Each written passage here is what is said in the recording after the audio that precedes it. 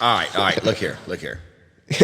The dude tells you right off the bat in his first song, 95 South, right? He's doubling down, betting on himself. All right, right doubling off the bat. down, betting on himself. He's telling you right now. So he's already keeping it real. He is. Right? No, Look, I'm going to go down a list here, guys, because I listened to this. I'm not going to lie. I listened to this fucking album twice.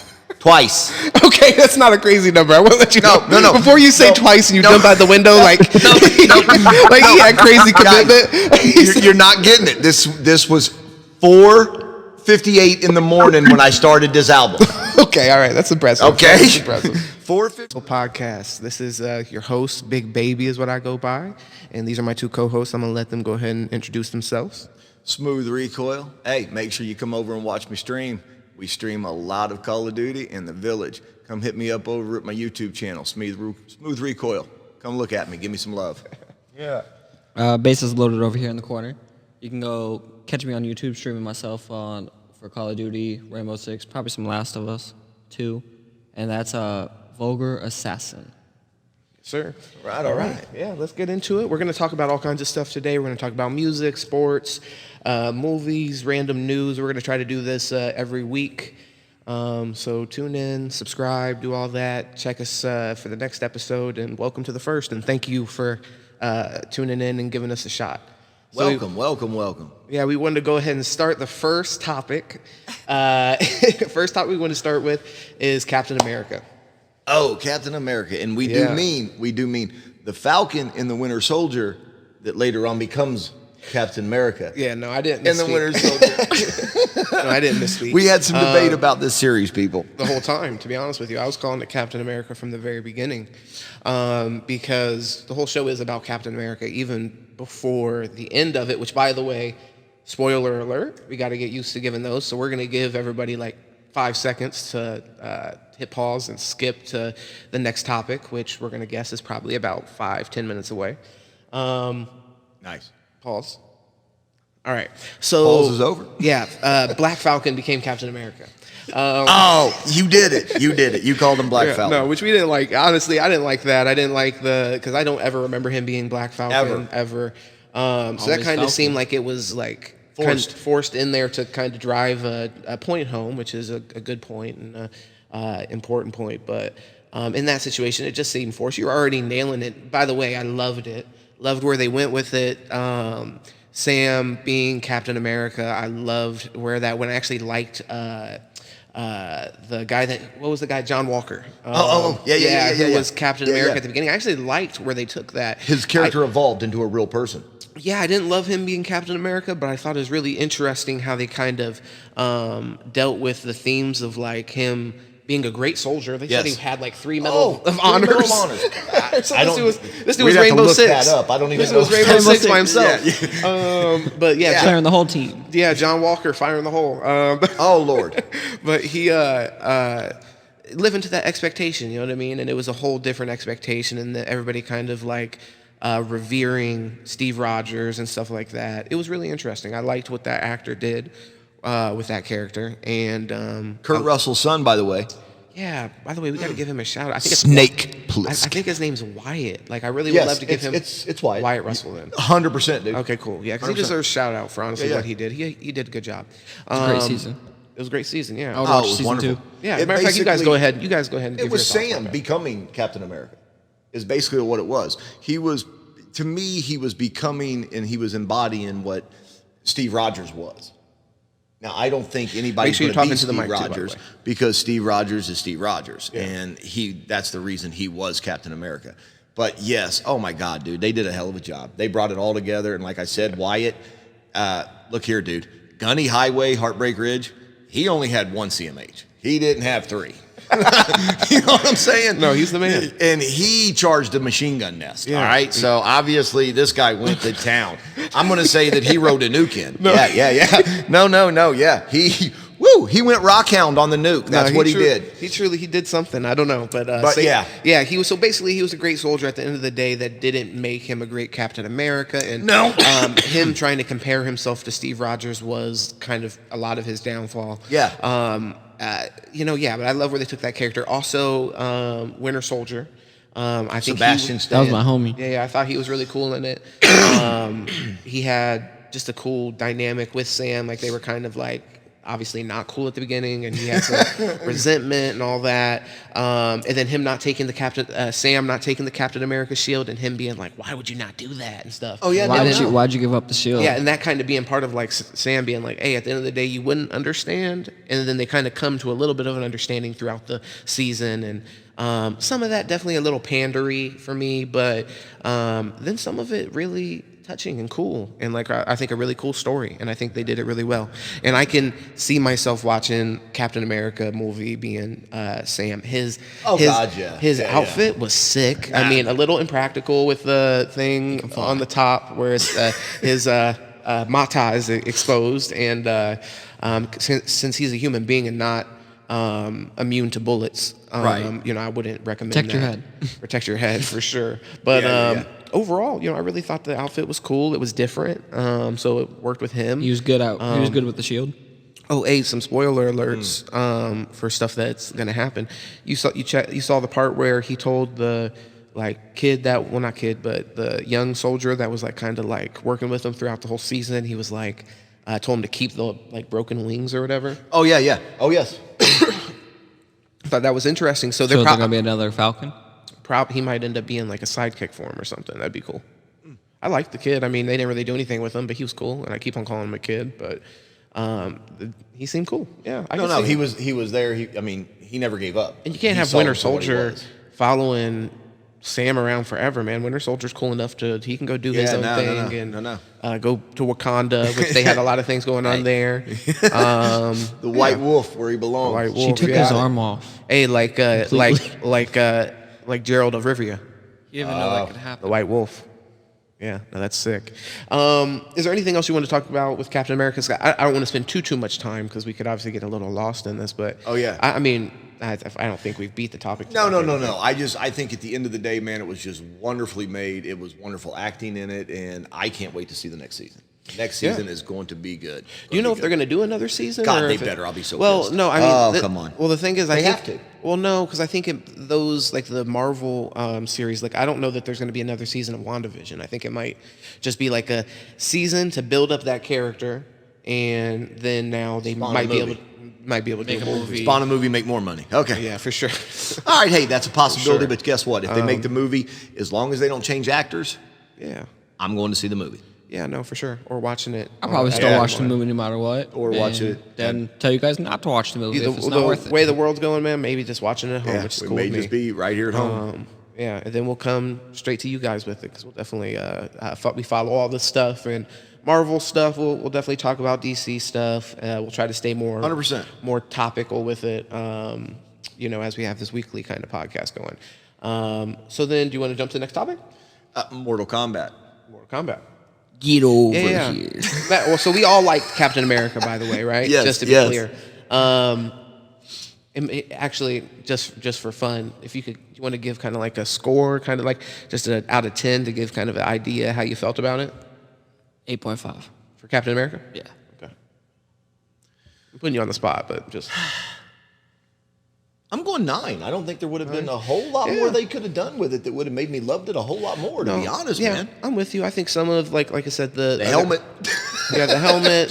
Some of the addressing of like the social issues were a little, like I said, pandering to me, where it was just a little overboard. But overall, I liked that, and I really liked that. I even liked them addressing that because me and you kind of already talked a little bit off mic as far as like with that and how could you have a black man be Captain America and you're not going to address that at all, that he's black? Like there would have to be some kind of like personal, turmoil with that. It doesn't have to be like, I don't know exactly what that turmoil has to be, how robust it has to be necessarily, and how much it has to get in the way. I guess that's why we were watching the show to see, but, and he handled it well. But, I think that would have to be something you would have to address. It would be kind of silly to just not address that as something.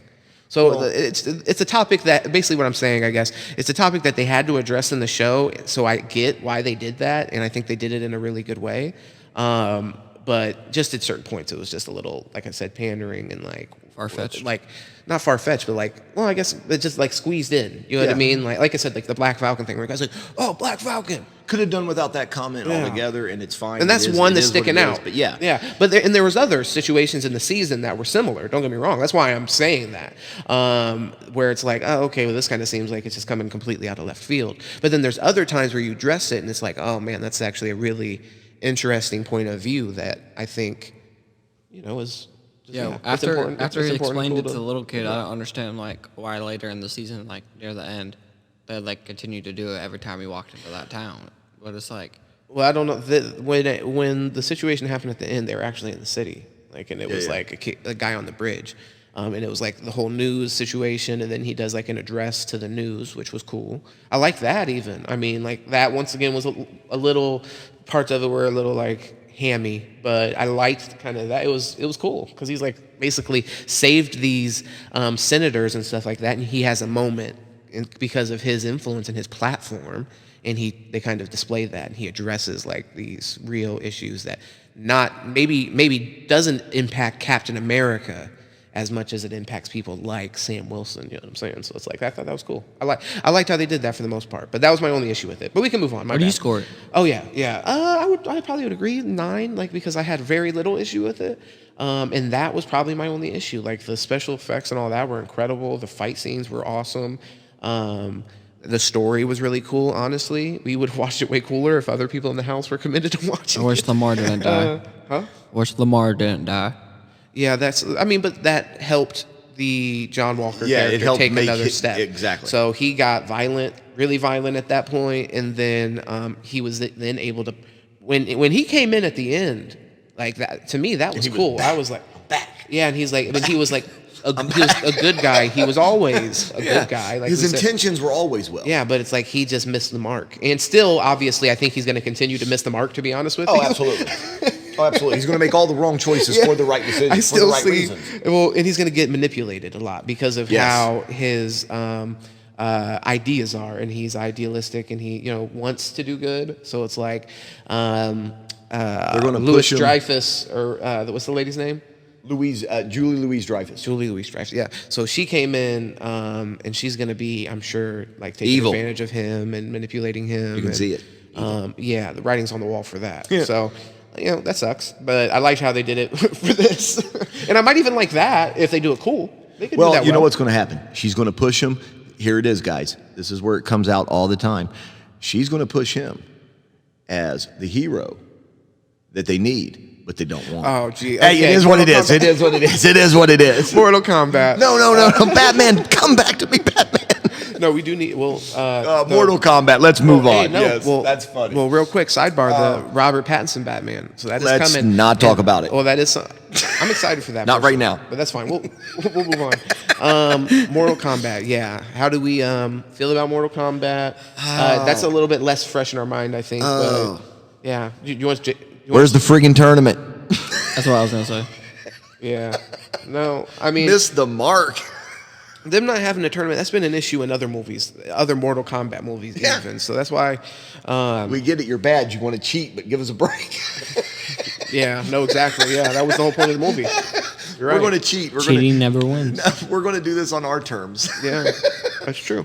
That was... so the whole point of the movie, once again, spoiler alert if you haven't seen it, we're going to go through parts of the whole movie.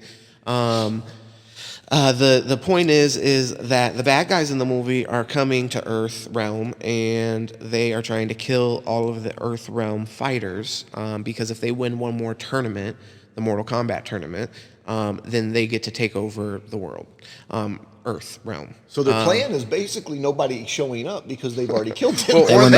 Or they just kill all the best people, or I'm not sure, honestly, because you don't get to that point, to be honest. Obviously, that's the point of the movie is Earth Realm people don't all die, and they kill most of the bad guys. And then now, I guess in the next movie, we'll see. But okay, so death is only another portal. Obviously, they say that, don't they? Yes, they do. Yeah. So yeah, we'll see more of those characters back in the next one, thankfully, because with Mortal Kombat, you have like a lot of characters that we know, like Scorpion, Sub-Zero. Oh yeah, you want to see him. You want to see him again. You don't want to. Those are characters that die. You still let them come back. You're like, no, bring them back. Well, do they really ever die though? That's how they turn. Death is another portal. They don't die. Yeah, I mean they die though. That's the end of the fight. Dude looked like he was dead. Yeah, no, they pretty much kill him. Fatality, man. Fatality, and they kill him spectacularly, but they do end up coming back. But I mean, that's not unlike superheroes and stuff. To be honest with you, so yeah, we do the same thing. 100%. So. Yeah, you want to see those characters come back, and they have like these awesome. Somebody pops in with a time machine that they had Yu-Gi-Oh fix, and they move on. Okay. Yeah. No, I mean, I think that the next movie, I'm sure that they're going to end up going with the tournament, which I'm going to watch it because the action scenes. Sure. Oh God, yeah. For this last one were really good. They better bring Johnny Cage in. Johnny Cage, I would have liked to have seen just because he's funny and cool and like, honestly, look, when you're doing Mortal Kombat, let's just be honest with ourselves. Like a lot of it doesn't have to be like a serious and like really epic movie. You want something that's going to remind you of when you played the games, when you were a kid, like these characters, how it made you feel, and then go further with it and make it even cooler. But Scorpion, it's cool when he says, "Get over here." There's a reason you always put that in the movie. Oh, 100%. You know what I mean? And that's like everybody remembers. It's the first thing he said. Dude, it gives you goosebumps. You're like, man. Yeah. Like he's about to destroy everybody. Or he already has been like wiping everybody out. Something's about to grab me and pull me to him. Yeah. Oh, yeah, you nailed it. A garden tool. Yeah, well, in that case, yeah, which was cool. That was his wife's, right, or something like that. He was. It was one of their garden tools that Sub-Zero actually killed him with. Sub-Zero put that in him, and that's where he got that. Yeah, because he tied it onto a rope when he first started fighting him to fight him with it, and then he ended up dying. At the end of the day, the fight scenes, the nostalgia of Mortal Kombat, the video game, and a lot of that was still there to give it credit. Yeah. They did play into that, like Sub-Zero and Scorpion in that movie. I thought were pretty cool. Oh man, they were the whole movie. They were the movie. To be honest. Yeah. Sonya Blade, she was like, I could have done without her. Don't even remember anything to do with her, to be honest with you. She didn't have Kano's $3 million. She lived in a shithole. She was a trailer park trash.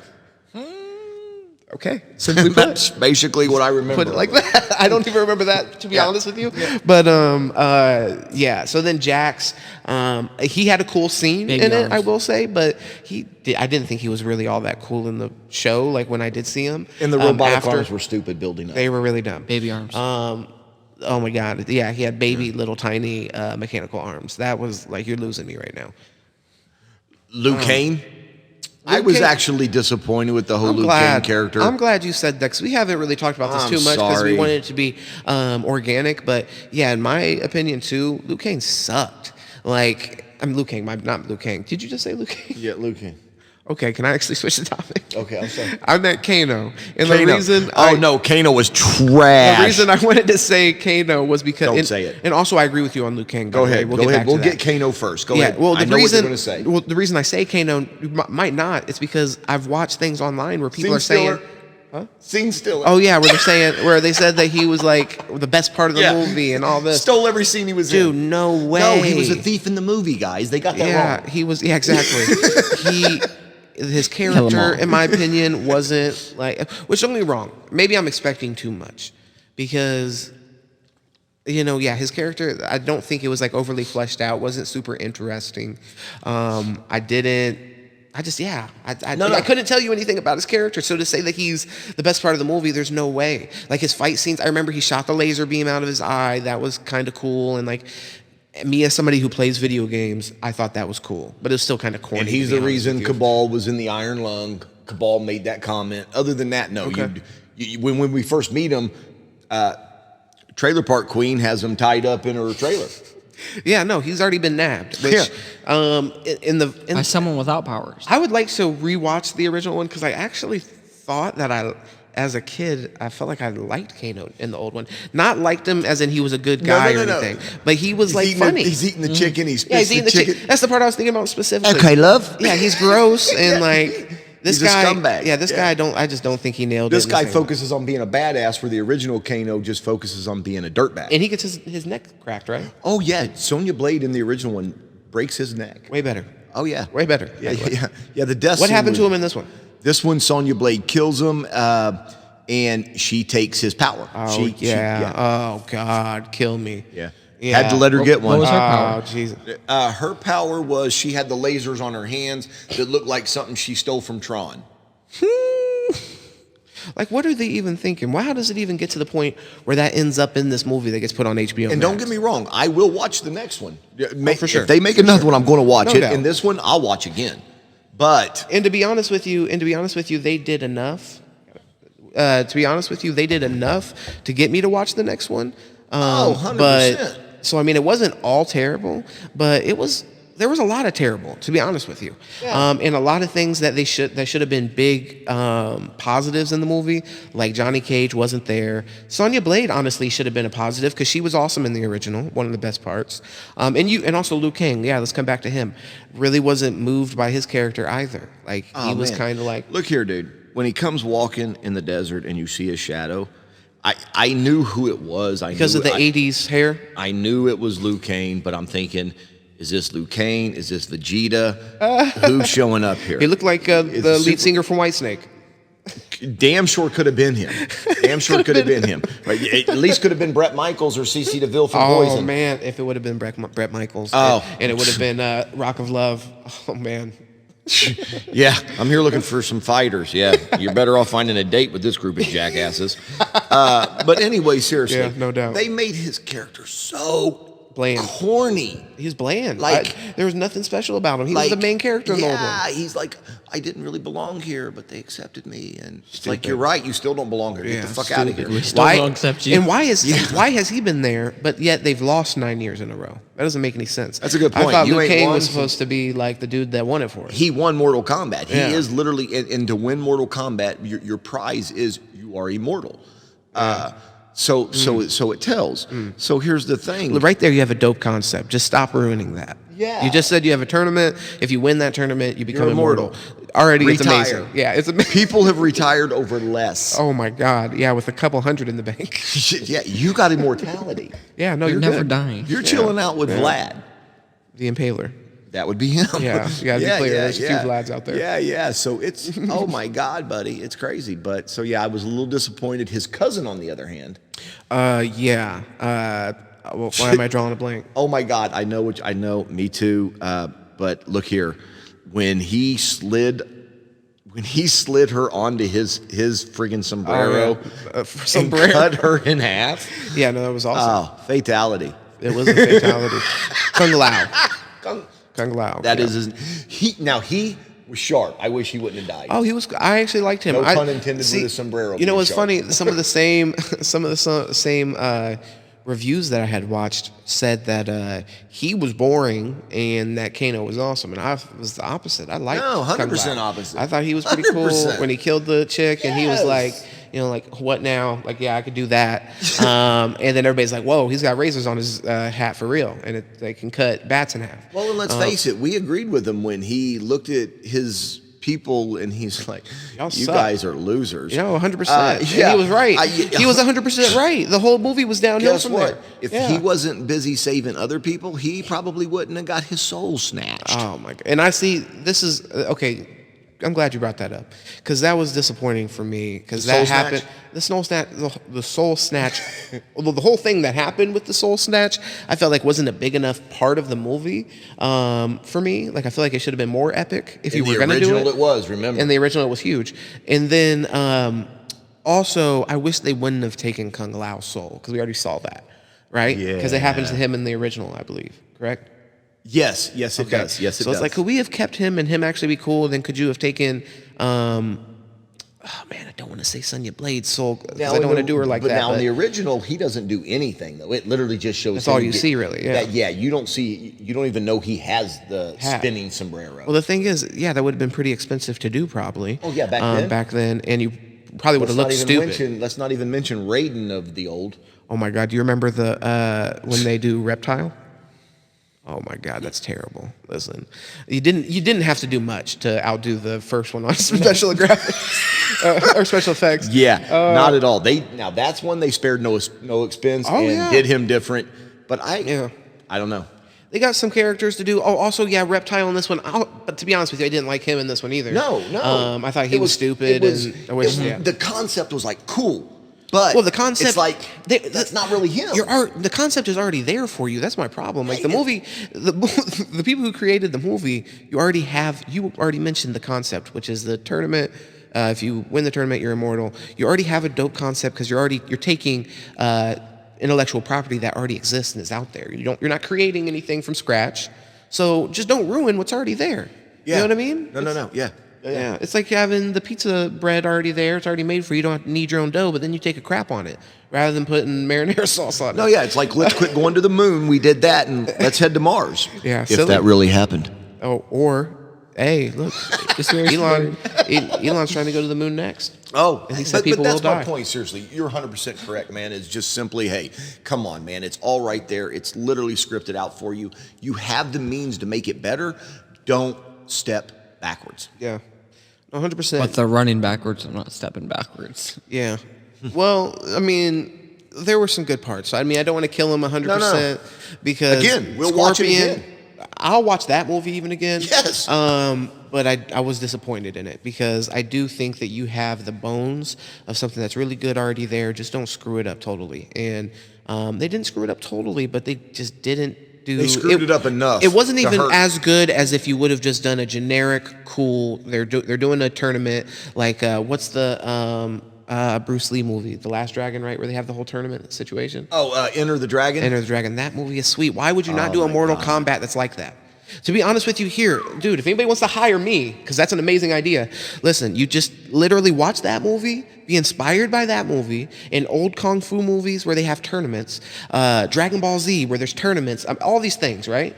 And then just kind of make a Mortal Kombat movie kind of centered around that, and that's heavily with crazy characters and with crazy characters. Have them all living on this island where they run into each other, like in that Bruce Lee movie, and they have cool fights. Like that's Mortal Kombat. All that happened. Yeah, like Bruce Leroy. Put him in the movie. Hey, people were dying.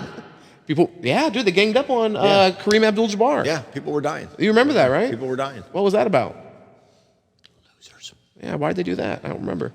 Because they were evil. They couldn't win? No, they were evil. Well, were they just intimidated by him? Yep. No, they were evil, and if you remember right, they were doing, was it opium that they were running off that island? It was drugs that they were actually, the guy with the claw, he was running drugs off the island, and that's the whole reason that Bruce Lee entered the tournament at all, with John Saxton and Wilt Chamberlain. No, it was Kareem Abdul-Jabbar. Yeah, Kareem Abdul-Jabbar, sorry. And what was it, Bobo Young, I think it was one of his early movies. So yeah, it was great, man. And if you really look at it, other than having the crazy characters, you had Mortal Kombat. Yeah. The snakes. I mean, they had the snakes that they put down in there to try to kill people. It was pretty fire. That was a good movie, man. Yeah. Good movie. Yeah, definitely. No, hey, good look back. Yeah, we might have to. You know what? Matter of fact, we're just kind of like doing a little bit of spitballing real quick because we're just starting this podcast. But maybe it'd be a good idea if at least every week, even if we don't have new movies to talk about, just have a little movie spotlight and go back and watch a movie, and maybe we can all talk about it or whatever. We could. We got that passion for movies. You guys let us know if that's something you're interested in. Obviously, hearing us talk about movies, we're totally interested in all your guys' feedback on all of this and how we can make it better. So. Definitely let us know if you're interested. Don't be afraid to make a comment. And don't be afraid to subscribe and hit the bell. Hey, don't just hit the button. And hit the like button. Like. Don't do that. Give us a comment. Tell us what you think. We want to know what you think too. Yeah, we appreciate all the love, 100%. But definitely tell us what you think. Tell us what you'd like to see. We'll in any movie out there. We'll as long as it's feasible to watch. Yeah. I mean, I'll go buy the movie. I don't care. But let's make it legal to obtain. And let's make it something we can sit through, people. Yeah, okay? For sure. Well, I mean, we want to watch good movies. Don't hit me up with a bunch of Joaquin Phoenix and Nicolas Cage 8mm shit. All right? I ain't watching all that. Yeah, I'm not doing any NFTs on that. So, all right. So, the next thing we wanted to jump into was actually sports. We want to move away from the movies and stuff like that. Well, actually, once again, do you want to give it just a quick kind of rating so we can kind of scale how we felt about it because we all kind of agreed. Once again, he loved it. Actually, he said he didn't really care for it, but 7, you loved it. I'm gonna say 7. For me, it's gonna be a 5 because it was like actually I gotta kind of give it a 4. 4.5. Yeah, if I'm being honest, I'm giving it a 4 because 5 would be like if you just took the material and then you just did like completely average and you didn't screw it at all. In this situation, they slightly did less than average, I think, and it's just. It could be better, but there's some bones there to go forward. The source material is already really cool, so they can continue to kind of build on that. And then next time, I'm sure they'll do the tournament, just since they didn't, by virtue of not doing it the first time, now I'm sure they're going to end up doing it. So that's, I think, already going to make it better as long as you don't blow it. In part 2 of the very first one, Annihilation, when it came along, if you remember, the Elder Gods stepped in. So yeah, but we're not to that point yet because we never did the tournament. But here's the point: even though if they say, hey, they even reference the fact that the Elder Gods are too lazy to even care right now. So in part 2, the Elder Gods are probably going to step in. We're going to have a tournament. It's going to be yip. Oh, you yay. think they're going to? You think the Elder Gods will force a tournament? I think. Is that what happened in Annihilation? Well, they didn't force the tournament, but basically what it was in Annihilation, we find out that Raiden and Shang Tsung, is that his name? Who are you talking about? I'm talking about the guy who played in Cobra as the bad guy. Big dude, square chin. Are you talking about the guy that puts the lotion on the skin? From Joe Dirt? Yes, it is. Yes. Okay. But I can't remember if is that Shang Tsung? No, that's Khan. Khan, yes. Oh, I'm so sorry. So yeah. So Khan and Raiden are actually brothers, and their father is an elder god. And basically, the other 2 elder gods literally come up and they're like, hey, dude, we know that you're cheating for your one son, and that's bad. Snatch your ass up. You're done now. And basically, Raiden takes his place as an elder god, and dun, dun, dun, dun, bam. Okay. And they kill Johnny Cage. Don't do it again, assholes. Well, and he dies pathetically. Let's not talk about it. Well, I mean, I get what they're doing because they were trying to really, like after the first movie and how they build up Johnny Cage, they're really trying to drive home how scary this new character is and like how easily he kills Johnny Cage. But it completely craps all over Johnny Cage, though, as a character is my problem. And it makes sense. He beat Goro.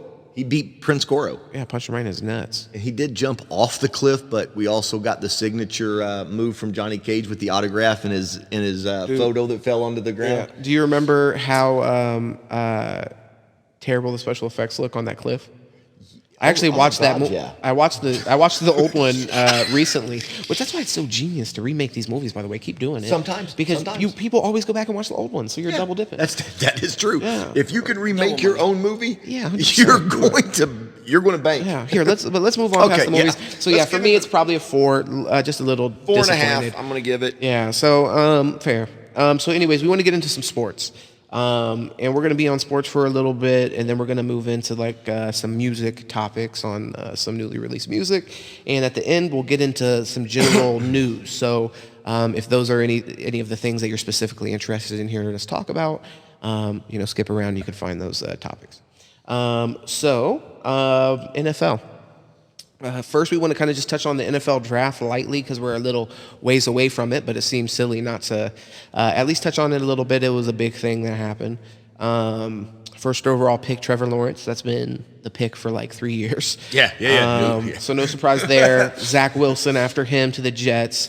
No surprise there. Third was Trey Lance to the 49ers. Fourth was Kyle Pitts. Jamar Chase. Fifth, Jamar Chase. And then the Dolphins, who were the third overall pick, moved back to the 12th pick, moved back up to the 6th pick.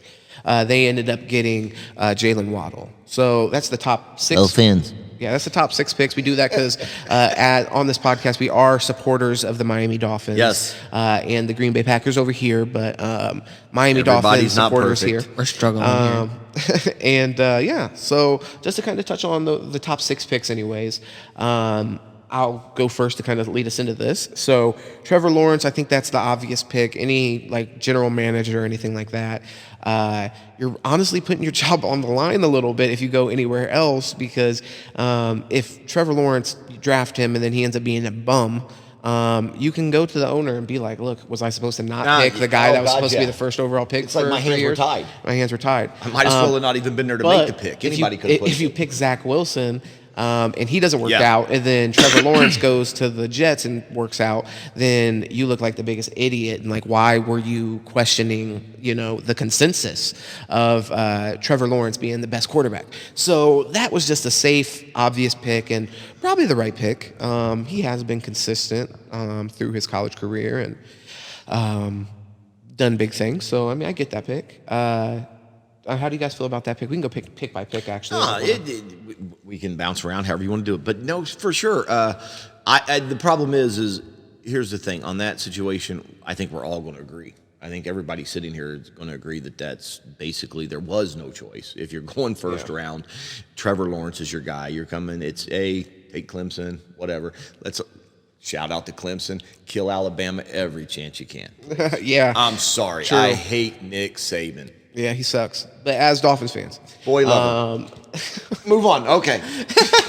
So Trevor Lawrence is overrated. Okay, so you think overrated? I think when he starts playing the actual NFL season and everything, I think the pressure of the NFL is going to get to him because it's completely different than college. No.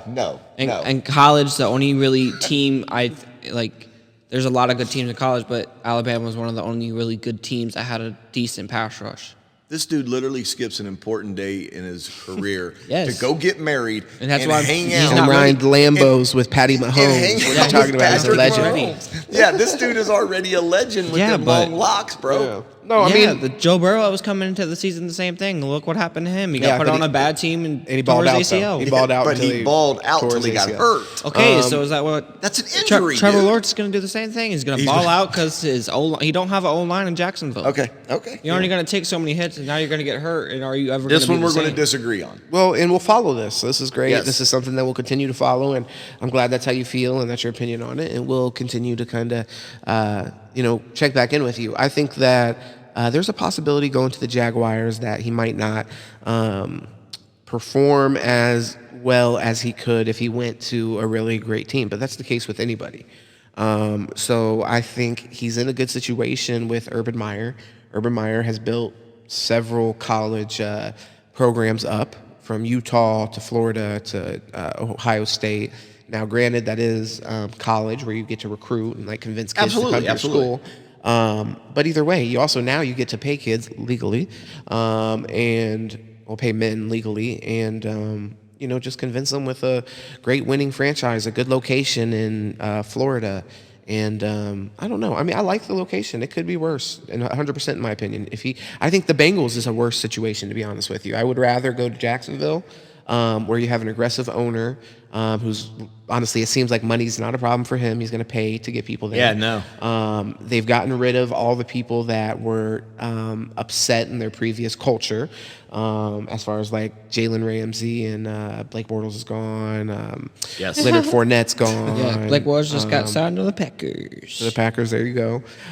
Congratulations, man. Yeah, there you go. Yeah, man. Hey, one team's trash is gonna hang out on another team's trash for a while. Yeah. You'll be wishing Aaron Rodgers was happy now. Yeah, for real, pay that man. Yeah. But your franchise needs to learn. I think that we there's fired our things more general important. manager. Sure. I'm not sure. I think we fired our general manager to keep Aaron Rodgers happy. They Where'd you hear fired that? him to keep him happy. Yeah, I haven't seen that anywhere. I've been watching that. all right, fake news. Don't spread fake news on our platform. Hey, man. Hey. Propaganda. Allegedly. Yeah, for real. So, okay, let's move to the second pick, Zach Wilson. So, for me, that was a little confusing because, not confusing because, I could see that there's obviously talent there, and I could see the argument for him being the second best quarterback. But the whole Justin Fields thing going into the draft was really confusing to me. His kind of free fall in the draft for what kind of seemed like no reason. He went to the national championship. He beat Trevor Lawrence. 92.4 passing rate. Okay, that's great. And then 6 touchdowns against Clemson, which is a great defense, and against Trevor Lawrence in a duel. And he won that duel, by the way. In the national championship, he was hurt, which he played through an injury. So I think that's a positive thing, I think. And then throughout the season, he played really well. So, and then last season, he played well and was considered one of the best quarterbacks. So I just don't see what happened to make him fall. His combine was great. His pro day, from what I remember, was great. We're a little bit further removed, like I said, but yeah, no, because I remember talking about that. Me and you talked about that specifically, because at first I really wasn't aware of the drop, and you actually you're the one that brought that to my attention.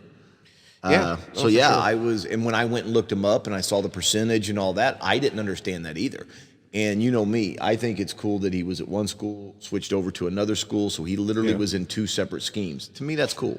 Well, and cool. Facing that kind of adversity, going from Georgia, where you ended up not starting, and then only his freshman year. Yeah, and that's tough. I mean, coming from my perspective, I'm older than he was when that happened, but trying to put myself in those shoes, which I'm not that far removed. That's a difficult thing as a young man. I mean, we're talking about like an 18-year-old, 19-year-old being told, like, yeah, I know you thought you had a plan and you thought you were the starting quarterback for the Georgia Bulldogs, but that's not what it is. We're going to go a different route. We're going to go a different route, and that's life, and that's what it is. But then he went to Ohio State, made the best out of that situation, got him to a national championship. He truly did make the best. He truly made the best out of the situation. Yeah. So I mean, don't be wrong. Whenever I see him, I could see how he seems like he has a little bit of like a attitude or whatever. Like we watched the draft. He deserves it, don't you?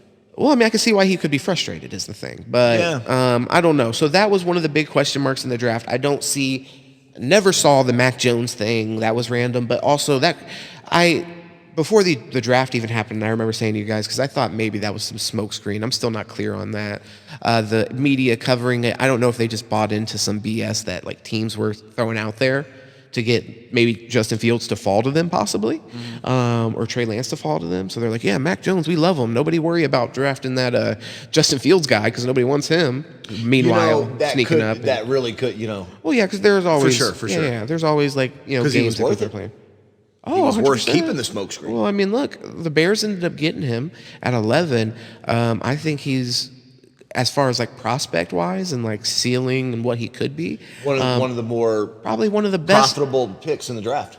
He has one of the higher ceilings of any quarterback I can remember ever playing on that team. Like on the Bears. So as far as that, they're going to be the ones that won in the draft. Watch. Well, we'll Everybody see. people say the Jets. Now people have Dolphins. said our Dolphins have won in the draft. But just real quick before we move on from Justin Fields, because we're not even going to really talk about that too much, because we're not going to get to pick 11. But okay, so with Justin Fields, you're talking about Mitch Trubisky as the Bears quarterback. You're talking about Andy Dalton as the quarterback right now. You're talking about Jay Cutler. You're talking about like Nick Foles, Rex Grossman, Caleb Haney. Like honestly, he's literally like in the past 10, 15 years, and I'm coming from the perspective of a Dolphins fan, like we said, so I can relate to this, to be honest with you, because you know what it's like. Well, I mean, you could say maybe with Ryan Tannehill, where we picked him, people thought that he could be something, but I'd never bought into that whole situation. So I did kind of feel that way with Tua, though, because he's won national championships. He's like Heisman-level quarterback. So when we drafted him, it's like, okay, this at least is like a shot at the wall. If it sticks, we might have like one of the best quarterbacks in the league in 8 years. If it doesn't, at least we're giving ourselves more of a chance than Jay Fiedler gives us, because we know he's never going to be even top 15. Just like you just said, we never, in this family, we never bought into Ryan Tannehill. Never, ever, ever. And people literally this past season looked at me and they made comments to me and they said stuff. They're like, what do you think about Ryan Tannehill now? I'm happy for him. I'm going to be honest with you. I'm happy for him. I'm happy for the Tennessee Titans that they got a quarterback they're happy with. Last Boy Scout him. But I'm going to be honest with you. Who cares? I am happy that we're not paying him what Tennessee's paying him. So I'm good, to be honest with you. Yeah, they're paying him to turn around and hand the ball to Derrick Henry. And then also, look, I'm happy he's not working in the concession stand. It made good decisions, and he's doing good with his situation. Legitimately, I'm happy for both of them. It's working out. But if anybody's expecting, at least me as a Dolphins fan, for you to say, how do you feel about Ryan Tannehill now? And me be like, oh my God, I wish he was still on our team. It's never, ever going to be the situation. No. I'm good. No. And I'm happier with Tua, and I would have been happy with Deshaun Watson. And I don't know. I mean, those are the two. If we got Aaron Rodgers, I'd be happier with Aaron Rodgers than I would Ryan Tannehill. Deshaun, but once again, if this was The Godfather, this would be the part where I grab you in the face and kiss you and tell you broke my heart.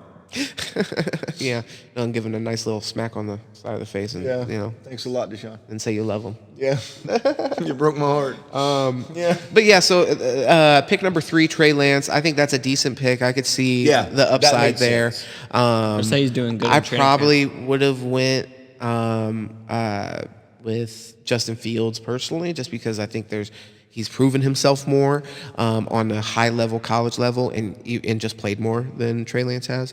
But yeah, I mean, I get it. He has the athletic skills. I get it. It makes sense. And in that offense, the Shanahan offense, with a lot of play action fakes and stuff, kind of simplify it for him a little bit. Have a really good run game. He'll have George Kittle. I mean, it's a good situation. I like that. He's lucky. From what you were talking about with Trevor Lawrence being like, oh, well, you're going to a crappy team, da-da-da-da-da.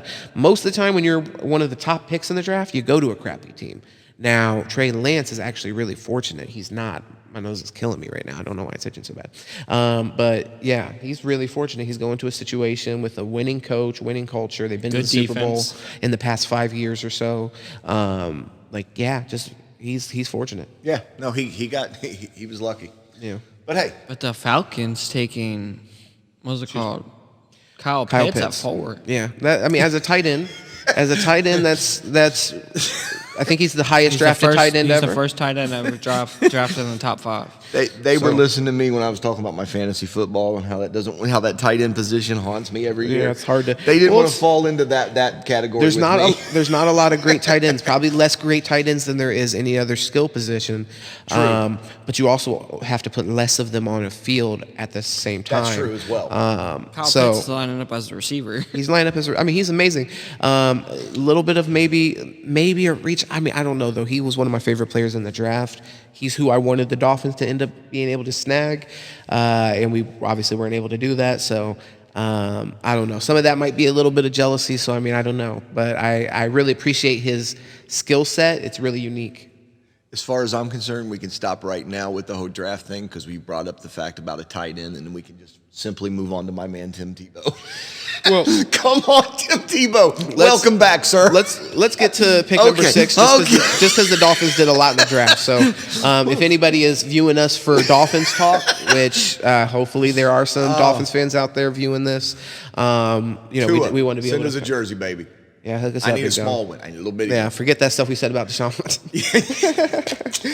Who, baby? Hey, so pick number 5, Jamar Chase. I would have been happy to get Jamar Chase at number 6 as a Dolphins fan, to be honest. Not more happy than Jalen Waddle even. I've really come around to that pick. I really like how what he brings to our offense, but I guess we'll get to that next pick. Jamar Chase, though, with Joe Burrow, them being familiar with each other, them both having their best college seasons ever together and winning a national championship together in that same season where Joe Burrow won a Heisman. It makes sense. I like that pick. You make Joe Burrow happy. You don't protect him. You're keeping Joe Burrow. So. Well, the problem with, and this is what a lot of people are saying online, and a lot of people are saying on the networks, is that you should pay to protect him. And if you don't pay to protect him, then he's just going to tear his elbow. He's going to get hurt again, and so on and so forth. So it's like they're saying invest in your investment. Stop putting that evil on people, basis. No, for real. Evil on people. Yeah. Well, I don't remember all their picks, and I don't remember how much they addressed their offensive line. I think they did pick up a couple linemen in the draft. I'm almost positive they did because I thought we talked about that later because he made the same comment. Well, I can't imagine about joking about. I can't imagine that they didn't. That would be crazy. That would have been stupid. Yeah. So Jamar Chase, good pick. You guys feel like good pick? I think it was a good fit. I think for their choice, it was the best choice they could make at that point. Okay. I think they could have made a better choice because I don't think the number 1 lineman in the draft was off the board yet. He wasn't. So it's like they could have got like a killer left tackle. I know what they needed. They need a weapon too, though, man. And but you also have Joe Burrow hopping around on one leg right now. You're just killing on Joe Burrow. No, Joe Burrow's my dude. Like I don't want him to tear another ACL. No, he's right. Joe Burrow. The team is not as competitive without Joe Burrow. So it's like you gotta make sure he's healthy first and foremost. The best ability is availability. If you're not available, then it doesn't matter what you do for us, because you're not here to do it. You can pick up Jamar Chase, and then what happens when Joe Burrow gets hurt? Who's throwing it to Jamar Chase? Just throwing it to him now. Well, here, let's go ahead and move on to this 6th pick real quick. We'll just touch on it real quick. We don't need to spend too much time on it. Jalen Waddle to the Miami Dolphins. Initially, I was a little confused with the reason we went with that type of receiver specifically. I do get that he's a speed receiver. We want to be fast, and that's really important in today's NFL and just in general. But us signing Will Fuller, to be honest with you, is what kind of confused me with the Jalen Waddle. I think that's what got me too. Yeah, it wasn't so much just the pick in general. If we didn't have Will Fuller, I wouldn't be so confused. But they seem very similar. Yeah. And I think that's going to help Devontae Parker, which honestly hasn't lived up to expectations. I was really excited when we drafted him because of my finger. What he did in college, but. It just hasn't worked out. I was excited. I bought onto it. He hasn't been playing with the best quarterbacks either. So now him having a better supporting cast as far as receivers. Gesicki, I don't know. We'll see, man. Sometimes he makes plays and jumps off. I'm not a Why didn't believer. we get Tebow? That's why I wanted Kyle Pitts, to be honest with you. But we'll see. I'm going to be open-minded. I liked the idea of Mike Gesicki when he first got to the team because he just looks like a certain kind of player.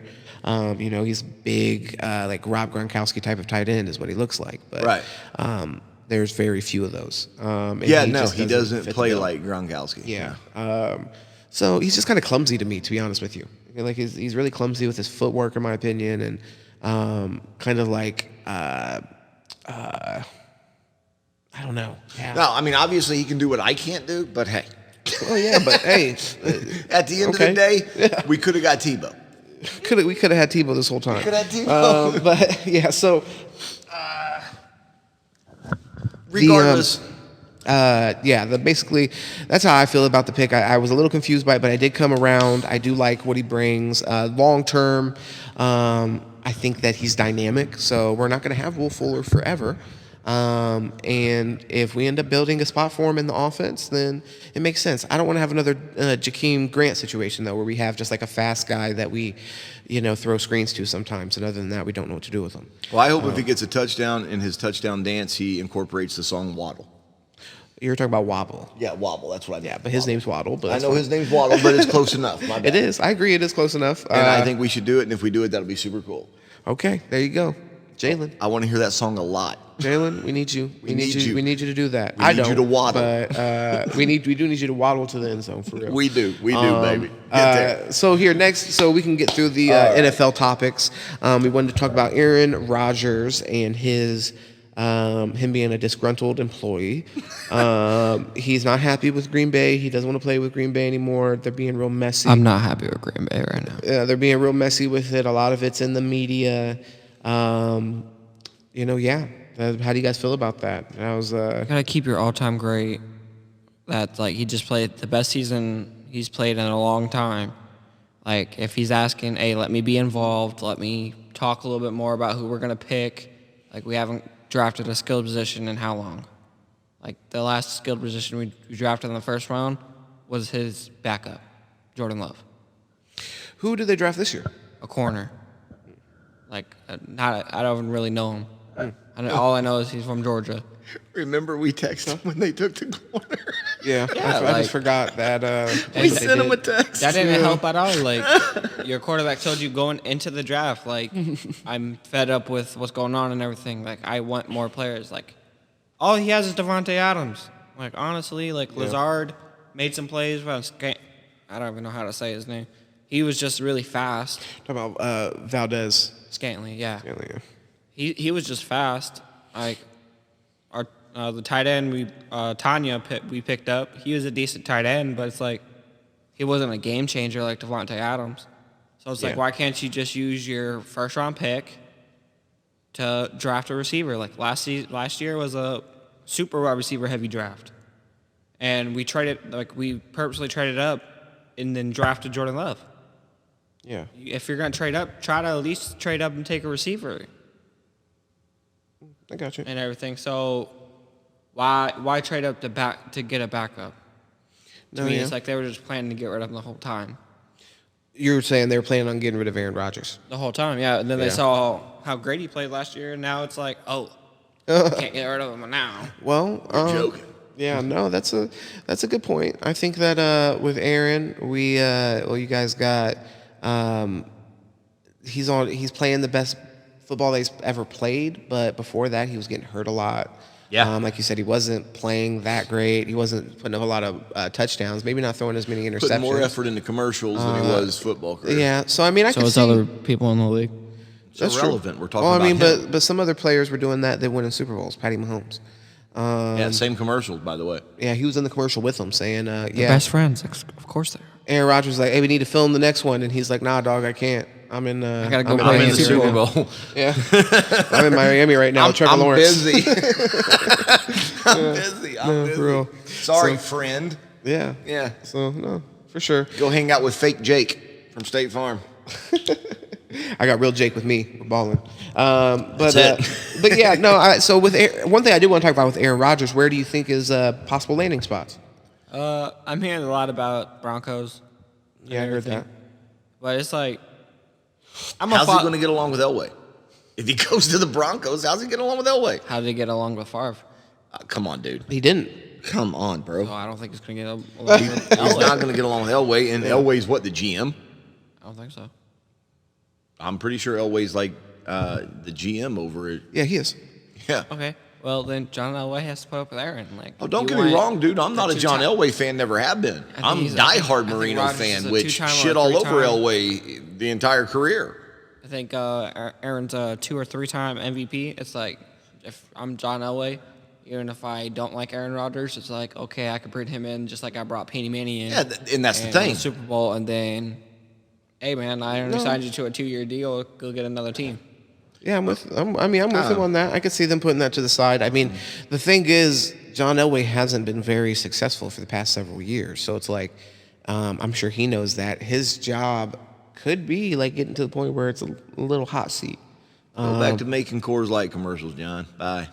Yeah, I mean, I wouldn't mind if we never saw him again. But, no, I can't. But yeah, I mean, I don't know. From his perspective, I could see how the seat's a little hot. You might want to go ahead and reach out to Aaron Rodgers. You had success with that other, another quarterback in a similar situation. Maybe not exact, because Peyton Manning was never disruptive like this. You know, he never was like, I don't want to play in Indianapolis. Basically, get me out of here. Indianapolis forced him out. The typical shitbag family they are, and they shit all over Peyton Manning because he was hurt. Yeah, and I'm not a Peyton Manning fan. Let me say that right off the bat. Yeah, but he was no longer useful to him, so they said, Look, at the end of the day, we're going to go ahead and take this kid, Andrew Luck. Yep. And, peace out. And he balled. And then he went and won a Super Bowl, yes, as a matter of fact. So John Elway, like I said, I'm sure he recognizes that. Right now he has Drew Lock. I mean, I don't have anything against Drew Lock necessarily, but, I mean, I know he's not Aaron Rodgers. I think everybody knows that. Oh yeah, no. So yeah. For sure. I could see the Broncos being a decent spot. There's a few places I think the Broncos probably do make the most sense though. Like, I'm not going to try to shoehorn them. They have a good receiving core. They have a good tight end. Great, to be honest with you. Like, that's one of the reasons you have to look at Drew Lock and be like, what are you doing? Why can't you not? Because his receivers are silly. But check this out. He has a killer tight end. Yes. I'm a diehard Dolphins fan. I've heard he might go to the Dolphins. I don't want him.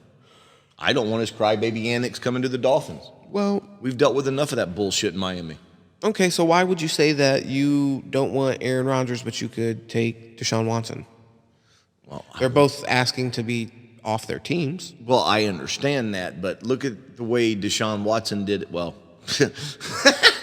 and the way he did it was he went out on a limb. Yeah. Well, I mean, allegedly. At the end of the day, I mean, and to be honest with you, I kind of agree with you, and I know what you mean. And there's a few other factors that go into that, like Deshaun Watson is 25. Yeah. Aaron Rodgers is I like Aaron Rodgers as a football player, as a quarterback. He's 36. a great, phenomenal so Aaron quarterback. Rodgers is 11 years older, so let's just say they play the exact same amount of time, then that's theoretically like 11 years you'll be missing out on if you oppose to Deshaun Watson. The skill level is similar. Probably Aaron Rodgers is a little bit better, I would say, just as far as like developed a little bit further. But Deshaun Watson's going to develop with all this time that he has left. Well, I mean, and what I'm saying is I agree. If it was one game or one season, I would probably go Aaron Rodgers based off of last season. He was the MVP. And Deshaun Watson's team, he led the league in passing yards, but let's be honest, they didn't win a lot of games. Now his team sucked. So I think he would be amazing on the Dolphins, for example. So for sure, I'm not trying to knock Deshaun Watson. I think I could see the comparison, but yeah.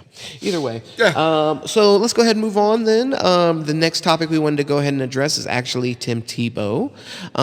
Tim Tebow is officially a member of the Jacksonville Jaguars, and he is playing tight end. Florida needs Tim. He's secretly playing quarterback. What'd you say? He's secretly playing quarterback. I mean, the thing is, he's an extra player that you have on your team that could, in a case of an emergency, play quarterback. Just in case something happened like with the Broncos, man. Everyone gets COVID. For sure. Hey, Tim Tebow, time to ball out again. Wouldn't that be something if that is literally why they chose to do that? Well, hey, you remember what happened there and they didn't have a quarterback? I think it's an added plus. I definitely do think it's an added plus. And if they had that kind of foresight, then I would be even more impressed, to be honest. But I'm excited to see him play. I want to see how he's going to play. Yeah, me too. Even as a tight end. One thing, 100%. One thing because I don't want to spend too much time on the possible backup tight end being signed. All respect to Tim Tebow, one of my favorite players of all time. In my opinion, I'm going to go out on a limb and say best college player of all time, in my personal opinion. But definitely my favorite college football player of all time and favorite college quarterback of all time. And he will always have an argument for best player of all time, in my opinion. But the reality is that he wasn't your typical traditional NFL quarterback, and he didn't get a fair shake at that. He still won games, and he was 100%. Exciting to watch. 100%. He didn't get the opportunity that he deserved. We today see quarterbacks that are not even it's a job. That are playing like, for example, Andy Dalton, for example, is a NFL quarterback and continues to get jobs at the Dallas Cowboys, Chicago Bears now. And plays like straight trash, to be honest. Looks like a liability out there, in my opinion.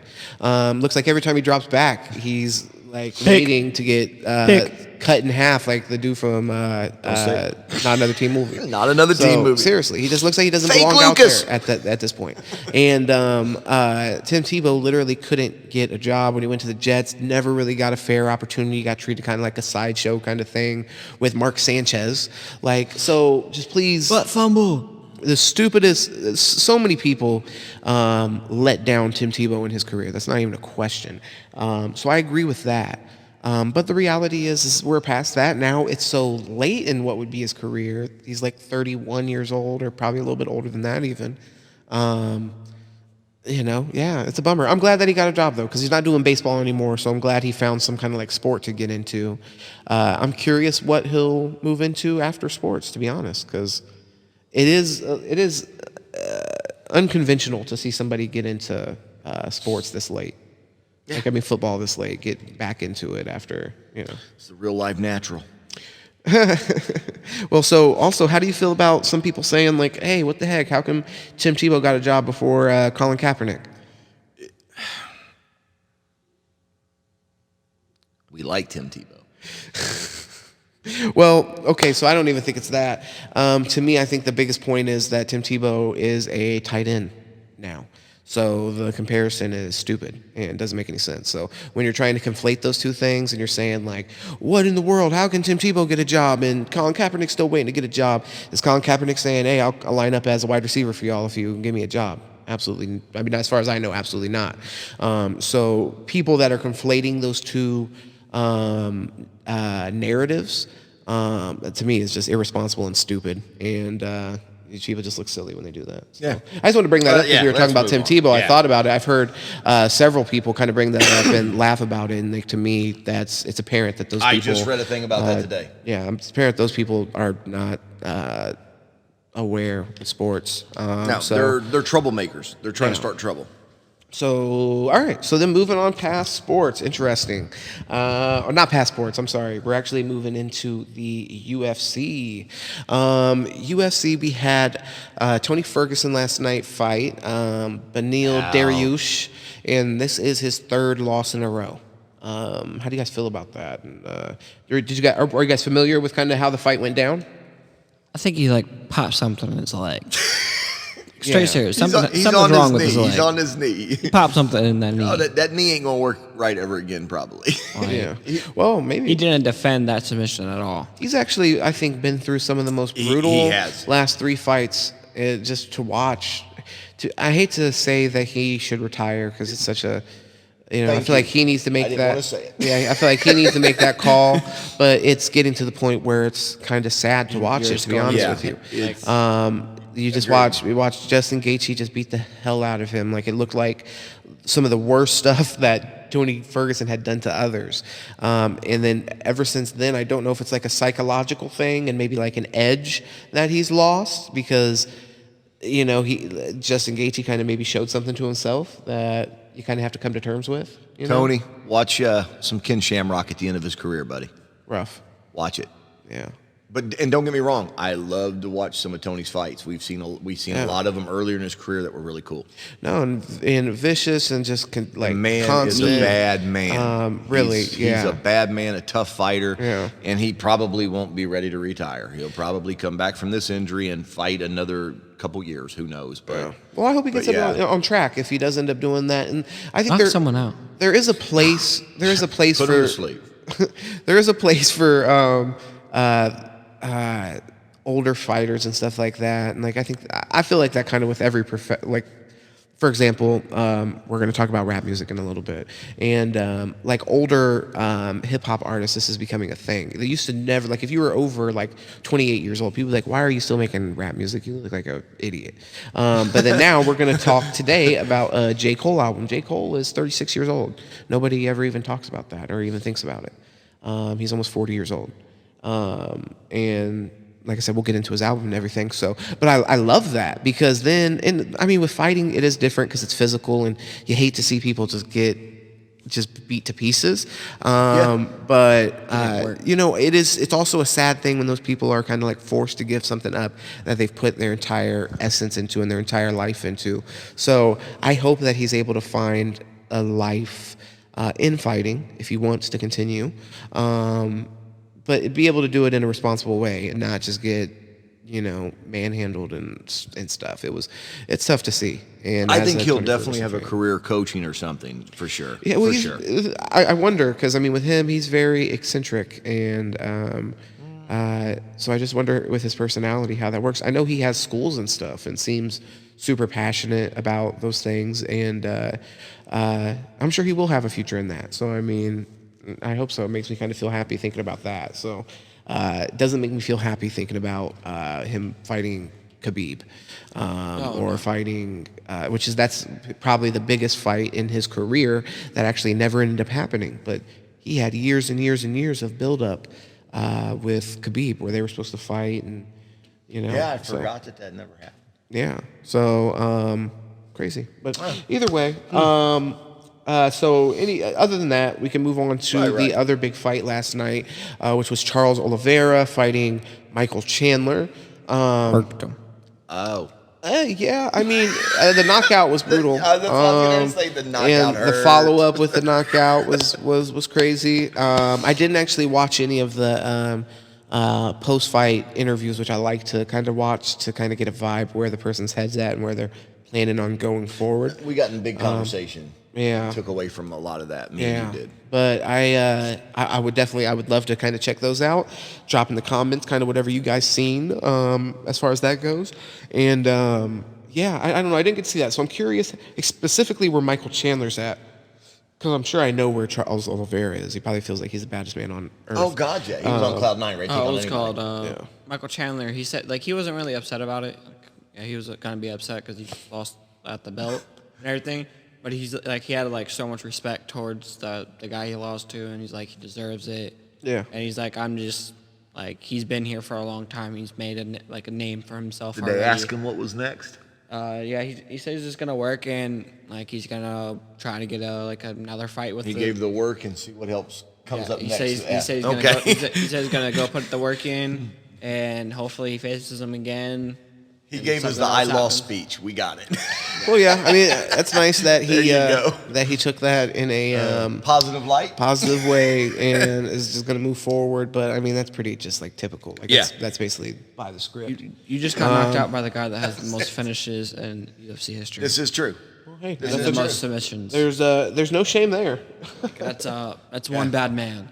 I was watching some highlights, and it's like every time he moved, he wanted to put him into a submission. Well, Charles Oliveira, his last several fights have been great. So I think since he might have, I'm not sure. I don't want to say that because I'm not sure if that's correct. But I've seen his last probably 3 fights, and he's been dominant. So he definitely deserves it. The submission he put him in was brutal, and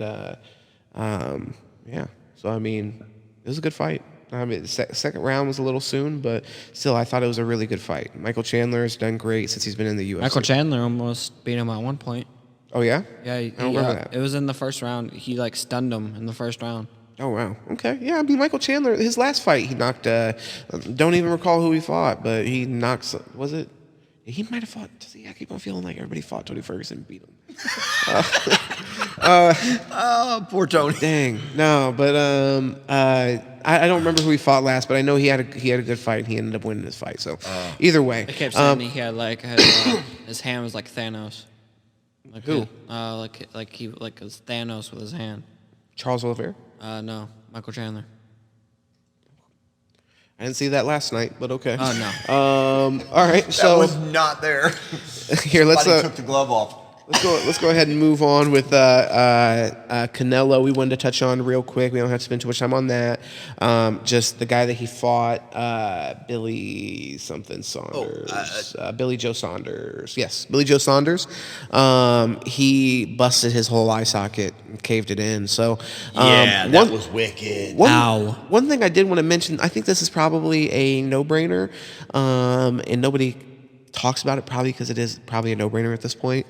But Canelo fought Floyd Mayweather, and I believe still to this day, the only person that's beaten Canelo was Floyd Mayweather. And it was towards the beginning of his career, and he was undefeated at the time, obviously, since that's the only person that's beat him. So I just wonder, like I said, it's probably an unfair question because now Floyd Mayweather's a little older, but right. I just wonder, how would it go now? Yeah, how would it go now? Because now he's caving dudes' eye sockets in. You know what I mean? So that's a little bit different than what he was doing back. No, in the day. he put a hurting on that man. He put a hurting on that man bad. That dude will never see another eye again. Well, we'll need. Yeah. I mean, who knows? But yeah, like I said, we don't need to spend too much time on it. But I did want to introduce. We were spending a lot of time talking about Floyd Mayweather versus Jake Paul, which we can get into real quick.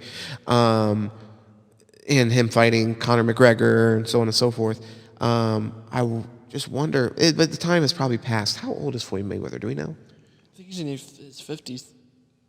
No, I don't. Oh, man. If he's in his 50s, I'd be shocked. No. Daggone. Here, let me just look it up, fellas. Let me look it up. All right, but yeah, I was just reading about it earlier, and it literally even talked about his age. Yeah. So, I mean, and now I wonder if, Floyd Mayweather is such a, slick, I guess smart businessman is really 44. That's what 44. I thought he was. 44. Yeah, smart businessman that you get in there as early as you can before Canelo does have the talent and you start to decline to the point where you can't beat him. So I guess I can't really knock him on that. Why give him the rematch at this point? No, you'd be risking too much. I don't want to get my brain blown in. You had your chance. Yeah, no, you lost. That's kind of the way you got to look at that because you get to a point where you got to. No, for sure. Yeah, as a 44-year-old man, you probably don't need to get inside the boxing ring and fight. Somebody like that seasoned has that kind of. He's at the top of his game. God, go fight Logan Paul and Jake Paul, bro. Yeah, which by the way is silly. The whole got your hat thing. I salute because he's selling that. He's selling shirts, selling hats, gotcha hats. So I appreciate. Dude went and got a tattoo. I appreciate. He's that much of a dirtbag. I appreciate and salute the Bill podcast. We had a little bit of a break, a little bit of an intermission.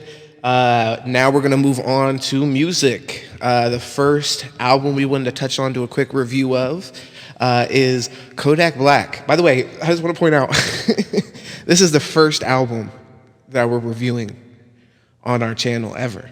So this is all respect, by the way, to Lil Kodak, the finesse kid. Yeah. Y'all don't see, I don't even know how much there, see, for me, For me, I have a special place in my heart for Kodak. So I'm interested to have this conversation with you guys, see how you felt about the album. The album that we're reviewing here is Haitian Boy Kodak on the album cover. I love the album cover, by the way. Did you guys see the album cover? Yes. He has the red suit on. Yes. Very, very Haitian. I love it. Like I said, we're Dolphins fans, so you already know where we're at. And that means, we grew up around a lot of Haitians and a lot of Zoes. So I love the whole vibe that he's going with the Haitian vibe. I will say, do you want me to lead this conversation, or do you guys want to? You can lead your man, Kodak. Yeah. Okay. Well, no, I'm gonna be honest. This is not my favorite album of his. His last album, Bill Israel, I love that album. I liked it more than this album for sure. I mean, but like I said, I felt like that was a really, really, really great album. Picture Painting, love that. There's a million, I'm not a million, but there's a lot of Kodak albums that I love. This is not it for me 100%. There's some songs on here that I really like Basement on Fire, awesome, love that song. That song's gonna go in my playlist 100%. That's just, it hits. It's everything that you're looking with Kodak. He's hitting on some deep, dark themes, some maybe interesting psychological point of views. You know what I mean? He touches on gangster rap in an interesting, like I said, kind of psychological way. And in him repping Florida, honestly, he just, it's a little bit extra. I'm a little bit of a homer in that situation, but yeah, so with this album, I would probably give it a 7 out of 10 or so. Didn't love it. Still liked it more than I like most albums out here, I'm going to be honest. Like I said, Basement on Fire specifically was awesome. Oracle, that's the one where he goes kind of like a cappella and he's speaking Creole. Yeah. Okay. That one, I'm a little on that, but maybe that's not 100% for me, and that's fine. You know what I mean? I would love for Kodak to explain to me exactly everything that's going on in that song, and then maybe he could take it there for me. But for me, I probably missed it. Let me see what else off the top of my head. You guys go ahead and jump in. Okay. I don't have to go track. No, and I didn't want to cut you off and everything because look here. Let's be honest. This is my first Kodak Black album. Fish Out of Water. I did listen to another track of his that you let me listen to. Remember the Times. I really liked the song. I really did. Yeah. It has a nice bounce. So that's on the Bill Israel album, by the way. But check this out. Probably should have chose, knowing me, you probably should have chose a different album to start me out because check this out. It's just what happened. Well, I wrote some notes here, and here's the thing. Here's the thing that hit me right off the bat. Check this out. Sure. Lines like "Puss is sour." I don't know, man. Don't suck my blink too fast like a motor mouth. I mean, for the love of God, man, this is the first song. Love that? This is the first song. Kodak, who doesn't love a motor mouth? Hold on. This is the first song, for the love of God. No, yeah. He raps about the truth. Okay. He takes it personal. Okay. He's going to steal your bike. He's not afraid to take it there. He's going to steal your bike. But no, Z looks Jamaican. Pretty sure he's calling somebody's brother. No. Yeah, man. I'm not sure what you're thinking. He's calling somebody's brother that. And then he says, he peed in her. What did he pee in? I don't remember the specifics. Oh my God, this is my problem. Did you write it down or not? I'm confused what you're looking at. I wrote it down. But you I didn't get what he peed in. I'm like, I didn't get that part. I didn't understand it. Oh, you didn't get it, you couldn't understand. Yeah. And then, now Basement on Fire? It's fire. Cutthroat Chameleon. That was a cool line in it. That was good. I like that. I probably missed that. I like that song. I like that. I'm not so familiar with it that I remember specifically that line. Probably if I was listening to it, it would come to mind. But yeah, okay. Yeah. Now, for me, out of every song on there, and I'll wrap it up real quick because this is my first time. Well, no. And how do you feel about it? How do you? Yeah. But hold on. Yeah. I think for me, the Ace song that he has on there, "Don't Leave Me." Okay. That one for me, I like the flow of that song. Was it personal for you? Not so much personal. I just liked the flow. The flow was nice for me. I thought it had a good flow. But at the end of the day, I mean, I thought it was, like I said, the first song hit me, and I'm like, wow, this is why I've never really been into the hip-hop world, because just going into this is just this, and that. And it's like, come on, man. Let's make some. It's hard to feel it. Let's make love. Yeah, well, yeah. Like, it's like, I mean, if you listen to the songs I listen to and have listened to for all these years over and over again, it's definitely all about, just being cool, chilling, loving each other. And I can get behind any song though that has that good flow. That's why I like that song. I admit I like that song. That other song you played me, I really remember the times. I was like, man, that sounded good. Yeah. And let's face it. Well, but hold on. So, okay, but in that song, now you said you liked that song, so that's fine. So then maybe this is why you like that song. But it's like, that's not just talking about whatever. It might be talking about those things within a song that's about a bigger theme than just, the people that he might be killing in it or like whatever kind of drugs he might be selling. I can get that. Yeah. So that's one thing with Kodak. On the surface level, I think you might take him as he's not really talking about anything or whatever. But I think you'd be missing the point if you did that. So he's a musician an artist in my opinion, and which, I mean, don't get me wrong, to your credit, you're not saying that's not the case. No. But I would just say give him a little bit more of a chance. This one I would say is probably accessible would be the word. So if you're not already a fan of his, if you're listening to this, he might not already have enough credit with you, you know what I mean? Where you've heard so much great music from him, where you're like, okay, I can kind of see the vision here because of what I've gotten from him before. So in your case, you're coming at it from a blank slate, and you're like, okay, I like this, I guess. This is kind of cool, but I'm kind of overall. I mean, don't let me put words in your mouth. You're just not sure. No. You see that there's potential there, but you're not hearing it. You just you're wanting to hear it. Did you have any more lines? You said Z. You left off on Z look Jamaican. No, that was the last ones that I really pointed anything else out on, man. Other than that, I just kind of took it for what it was and went with it. Those were just ones that stuck out with me. And yeah, the first one was wild. Yeah, I was wilding with it there for a second. You went in. It was all right, man. But at the end of the day, like I said, I'm not trying to take anything away from the man. Yeah, I'm sure he worked his butt off to get where he is, no doubt about that, man. You can't come to his house to anybody doing that, dude. COVID vaccine. And he has some lines in there. That's one thing I will say. Funny. We went back and listened to it a few times, sitting here for the podcast. We've played a few of those songs and a few of some of the other songs that we're gonna albums that we're gonna review. And every time we listen to one of the songs, a new line sticks out where we're like, "Oh, that's awesome," or "That's just funny." And that's one line where he says, "You can't come to his house without a COVID vaccine." Put your mongooses up, baby. Oh yeah, one line where he said he steals bikes. And then we're sitting here. I'm not gonna lie, it happened. True story. Look. Where'd my bike go? Yeah. We're not saying it was Kodak. No, water under the bridge. Water under the bridge for us, man. Look, hey, at the end of the day, you know what I mean? Let me know how it turned out. Was it a good bike? Yeah, no, hey, I hope it found a good home. Okay, so go ahead and real quick, just wrap that up. What would you give it as a rating? Just once again, to kind of scale. People usually like that to get an idea, okay, I like it as, what did I say, a 7?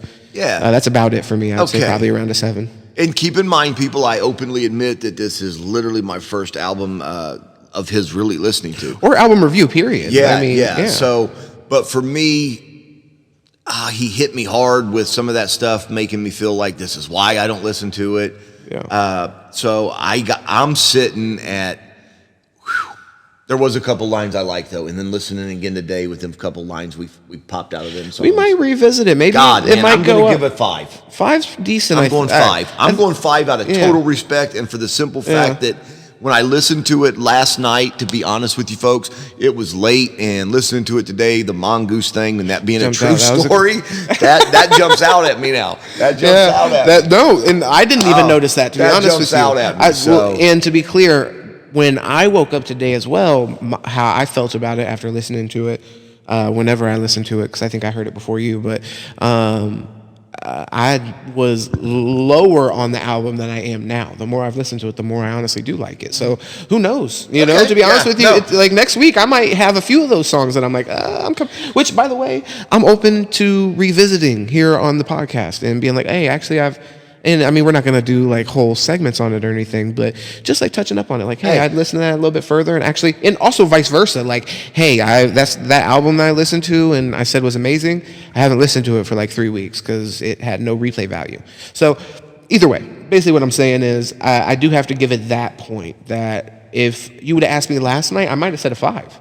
I might have been like, I only have like 1 or 2 songs I like. And keep in mind with saying that, this is also a country boy that did not like Friends in Low Places when it first came out, and did not like Chicken Fried when it first came out. Exactly. Both went on to be that song was amazing. 2 of the biggest hits for both of those and bands. also your personal jams. And I mean, they're literally completely on my playlist now because I actually, once I really gave it the time to listen to it, and it was just, I love the song. It struck a chord at a certain point. At one point in time, it resonated with me and was like, get back in here. So, all right, cool. What did you give it? I'm going to rate it like a 5.5, 6. Because like the more I am listening to Price is Right. Yep, not sure. Low ball it, lower score wins. Okay. But it's like more I listen to it, more you hear like the random things like getting the COVID vaccine. Yeah, that was awesome. No, it was. Put up your mongooses and everything. It's like it makes you sit back and laugh. You sit back and laugh. No, he did. You're like this is the funny part. No, there's some detail in there that we really liked. Here, so let's go ahead and jump into the next album, which is actually going to be Conway the Machine. That is something I'm going to say was really, this is an older album, obviously, but it is something we wanted to come back around to. This is probably the first album we had you listen to for the podcast. Yes, it was. Yeah, because it was something I was really excited about when it dropped. And he's one of my favorite artists currently. Okay. So it was a good album. I like that album. Yeah. Honestly, I kind of feel a little bit of the same way about that album as I do the Kodak album, where I like him a lot. It's not one of my favorite albums from him. I actually prefer From a God to a King that came out, I think, at the end of last year, maybe earlier this year. I'm not sure, but you can't be mad at that. I mean, not everything's going to be literally that might have been my favorite album whenever it came out. So this I still really liked. So Bruiser Brody at the beginning, I really like that song. The back-to-back MVP caliber seasons like Pat Mahomes. Come on. No, he just has quotables that are stupid. And 6:30 Tip-Off, great. Just a lot of cool basketball references, which he's consistent with, and just cool, interesting angles that he goes, that really cool flows, and just he's top flight. Top flight. I'm gonna let you guys get into it because I can go. I liked that there was a lot of realism in the music, and the songs, there was a lot. Like Bruiser Brody, you talked about, that literally talks about squashing his beef with his brother. Oh yeah. You know what I'm saying? So that kind of... Excuse me. Thank you. Yeah, God bless you, man. Thank you. Give me 1 second. I'm having somebody hit me up here. No COVID vaccines. Excuse me. So, anyways, we have that aspect of it right there, right off the bat. And then in Grace, the 2012 shooting left him with cerebral palsy. Oh, okay. Yeah. That's what that is. Okay. All right. You know what I'm saying? Yeah. You know what I'm saying? Yeah. So, and then you got Blood Roses. That's a good one. He's telling everybody that he's reinventing himself in that one. Yeah. Now these are things that I'm getting from this too, though. Yeah, no, for sure. Okay. So, and then that song actually has the person featured on that is his artist on his new label, which is something that he's been really big promoting, and he mentions in this album. I'm not sure what song, but that's one of the beef things where he says basically like something along the lines of like, I start drum work, which is the record label. Okay. And people think it's beef with my brother. How come every time we eat, we're supposed to eat with each other? Something along those lines. So it's fire. Yeah, fire. So 100%. It's a really good album by most people's standards. A great album.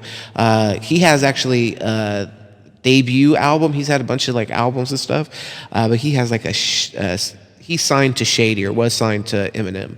Okay. His record label. And he has an album that he's already finished that he's waiting to drop there for whatever reason, I guess to the right time, till he has the right momentum or whatever. I'm really excited to hear that because he just constantly hits it out of the park. This, to me, like I said, isn't quite to the quality of From God to a King, or From King to a God. But, still, like I said, really solid. I would give this album like a 8.5.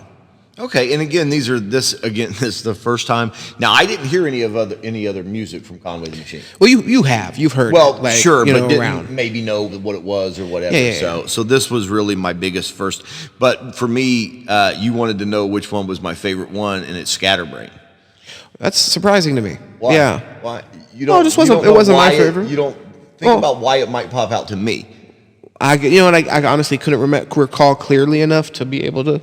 Ludacris is in it, man. Oh, yeah, it's got Ludacris in it, man. Come on. Wow, he's wild. I thought it was going to be something else. No, he's like, okay, no. How long's it been since? Come on, Ludacris. Come on.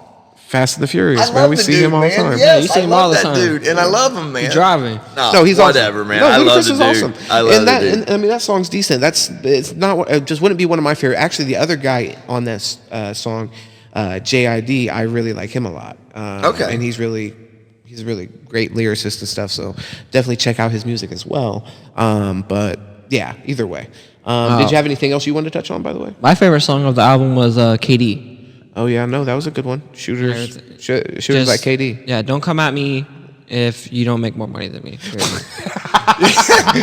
like, this is just what I want to let you know. Yeah, I make the most. That's what it is. He said, literally, if you don't make more money than me, you can't give me any advice and anything ever. That's hilarious. Well, I don't know. Like KD. I'll be honest with you. I don't 100% feel that way, but I do get the sentiment.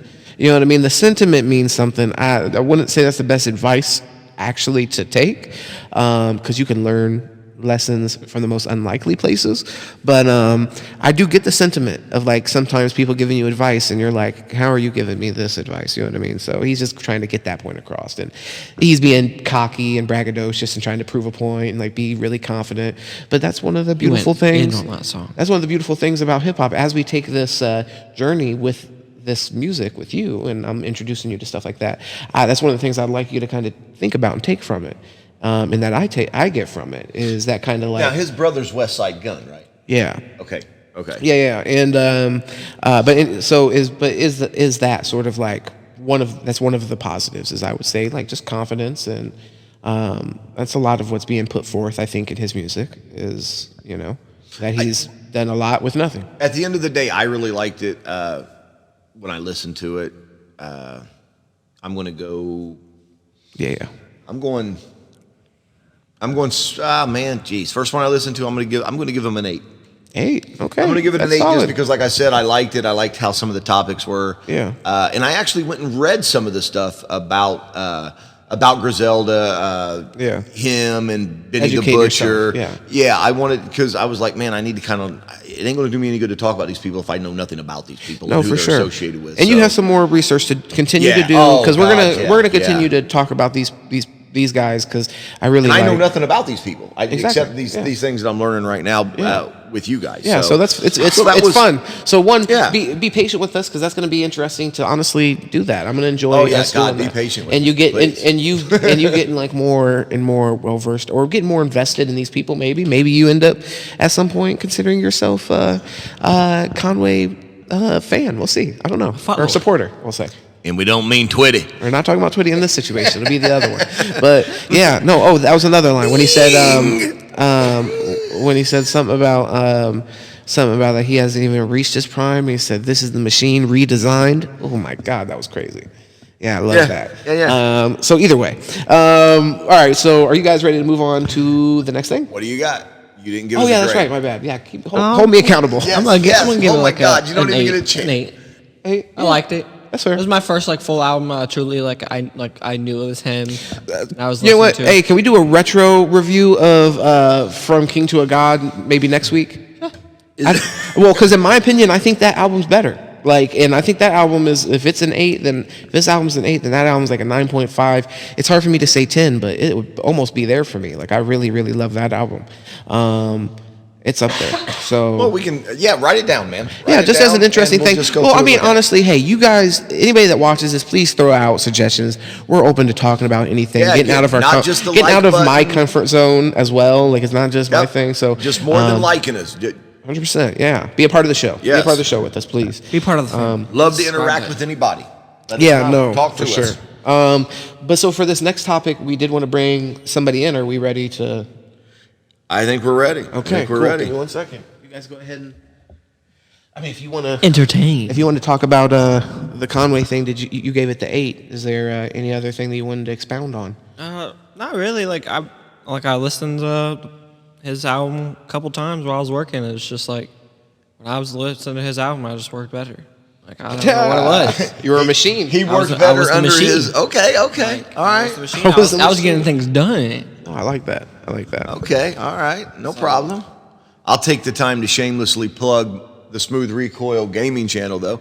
Come see me over at Smooth Recoil. Hit them likes, hit them shares. Make sure you see my man Vulgar Assassin. I play with him too. And it looks like we got somebody on the line. Who did we get? Did we call that dude Kevo? How we feeling? Good. How are you about yourself? Wonderful. What you got going? Hey, how's the sound on your end? Let me know. You sound great, man. I hear you fine. Thanks for answering that phone, man. Yeah, and you sound great. Of course. So the first thing we wanted to kind of touch on while we got Kevo on the phone is, of course, I had to slide in some basketball on here. He has no idea, but do you have any opinion on the J.Cole basketball debut? How do you feel about that? Hilarious. My brother, my brother's playing in the homeland. He's playing in Africa. How do you feel about that, Kev? Oh my gosh. I'm going to tell you it like this. I skipped basketball last Sunday, and I went out this Sunday. There was a whole bunch of new people I'd never seen before.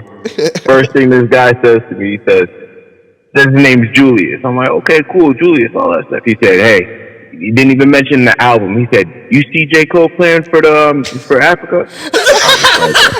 Playing for Africa. I love that. Yeah. Hey. Had me thinking. I was just like, damn, what's bigger? I was like, the basketball or the album? I mean, he had people waiting for a while, but I mean, this is kind of a big deal. Hey, man, honestly, he's the real dream chaser. I mean, honestly, he never gave that dream up. Like, he went and succeeded in other dreams, came back around and went back to the first dream. You know what I mean? And went to Africa with it and plays for by the way, plays for the Africa. I don't know what country it is. Do you know? It's okay if you don't. I don't know off top. I do not know. But the team's the Patriots. I know they're the Patriots. Yeah. So that's what the hell? I did see this. Oh, my boy's lit with it. I love it. Color red.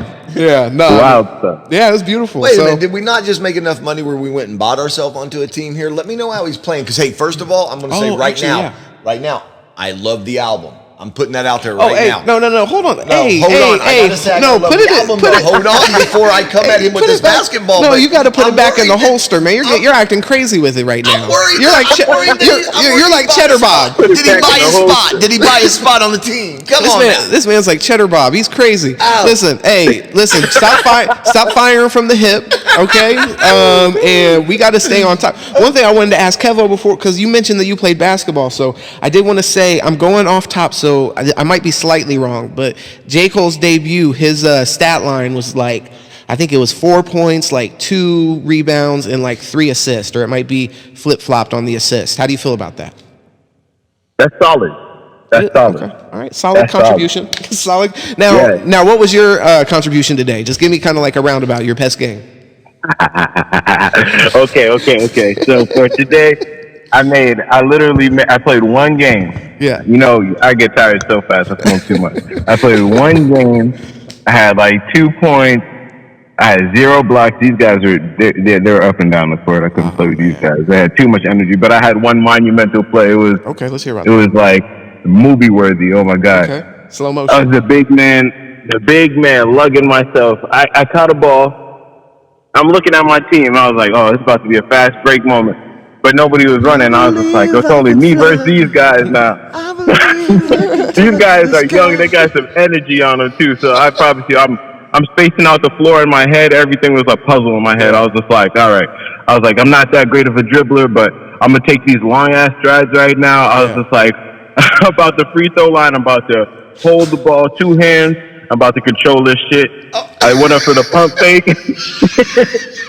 I'm talking about by the time I got there, I was so tired. I went up for the pump fake. I seen somebody jump up behind me. He missed. I felt great. I put it up, missed it. I caught it on the other side, and I put it back up. And that was my contribution of the day. That was my biggest contribution. All right. Well, look.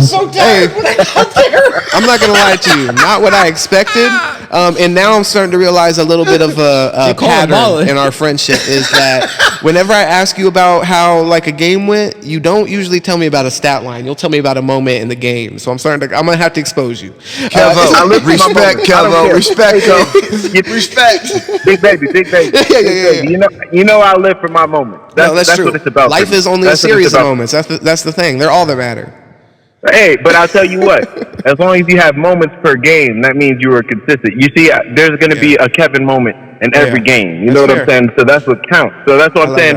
That's a solid stat line for him. As long as he could do it again. Yeah, and we could expect that out of him. And it's a memory. It's hard to remember. You'll forget the stat line after like 3 hours. At least you might remember the block. Back, 100%. Yeah, 100%. I got to tell you guys, I got to be completely honest because I already gave a name. I said Julius is out there playing it. Julius packed me today. Oh man. Okay, well that's good. Tell Julius. I haven't got packed in forever though. So yes, Julius packed me today. But Julius, he had a lot of energy and he could jump high. So yeah, he packed me. Okay. Hey man, honestly, the energy that's 90% of anything, man. If you could bring the energy to it, I mean.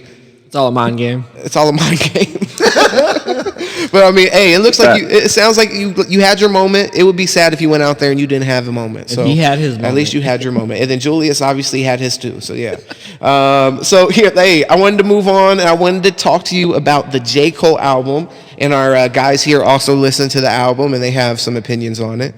So I wanted to kind of go around the table and just get everybody's opinion.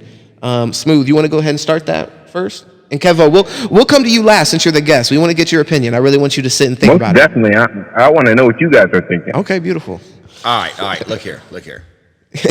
The dude tells you right off the bat in his first song, 95 South, right? He's doubling down betting on himself. All right, right doubling down betting on himself. He's telling you right now. So he's already keeping it real. He is. Right? No, Look, I'm going to go down a list here, guys, because I listened to this. I'm not going to lie. I listened to this fucking album twice. Okay, that's not a crazy number. I want to let you know. No. Before you say twice and you jump out the window like like he had crazy commitment. Guys, you're not getting it. This was 4:58 in the morning when I started this album. Okay, all right, that's impressive. Okay, 4:58 in the morning when I started this. I had already listened to Kodak Black that had disappointed me. I'm sorry, Kodak. A little bit. We went over that. Just a little bit. So we get into Amari. All right. Yeah. Standing next to the oven for heat. Facts. Damn. All right. I'm like that boy cold. Yeah. That boy cold. I'm like I've felt that bitter cold before. Okay. Yeah. No, for sure. For sure. He made it out, so he should be. It should stand for something. Yeah. No, and it should. Sure. Anytime that we exceed in anything in life, I don't care what it is. It doesn't matter. It should be noted. It's something that you've done. Yeah. Respect yourself. Love yourself. It's all about it, man. Yeah, I love all right. Third song, Life. Okay. Again, all about the struggle. Okay. Yeah. That was the theme. That song was all about that. Yeah. All right.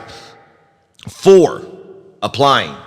Okay, you don't have full titles. I don't have the full title. I know that for sure, and it's okay because you guys. I realized that after you had one word on every. Guys, these are notes of an older man here. Come on, guys. Yeah, that's crazy. Okay, so applying pressure. Yeah. Go ahead. Speaking the truth about it, and we're going through, and honestly, I thought this was going to be my favorite song in the album. Yeah. When I first started listening to this song I actually listened to 3 times because I listened to it the first time, played it back again and listened to it because it was like, money ain't everything. And anybody who knows me knows that money, guys, I get it. We need money to pay our bills, support our families. Sure. Let's not be stupid about the matter, but money is not everything. Family, love, that is everything, man. It really is. Beautiful. And don't hate on rich people because you're not rich. Go try and be rich. If that's your thing, go try and be rich. It is what it is. Okay. You know what I mean? 5th song, Punching. Okay. My God, he literally doesn't have full title. No, I don't have the full title. Deal with it. Come on, guys. Check this out. The 6th song. Why are we going off your list? 100 million. Okay, that's a full title. That's a full title. Actually, I think it's actually 100 mil, to be honest with you. So you actually have more than the full title. See? Okay. Nonstop grind. It's just about grinding. It's keep on going. Keep on going. For sure. Keep pushing through. Yeah.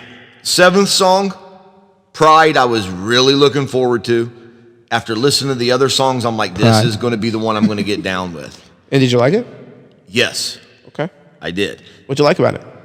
It was funny because it almost made me feel like the song was literally written for don't laugh and don't come at me and tell me not to change the damn subject, but it almost sounded like it was written for Joe Budden and his podcast crew. Oh my God. I'm I sorry. thought he was about to I say. literally wrote this in here. This was it, dude. It was like, that Stop was it. that. Okay. All I'm right. sorry. So what's next? Okay. Jesus. Okay. That's not how podcasts go, man. Come on, what? No, that's not how podcasts go. What We're do you supposed to mean? get to that. They're not supposed to say it in the middle It like. doesn't Now matter. he's thinking That's about what that you're instead of what we're talking for. about. Because now you got to stick around to hear our thoughts on that now. Come on now. No, for sure. The A song, Let Go, Yeah.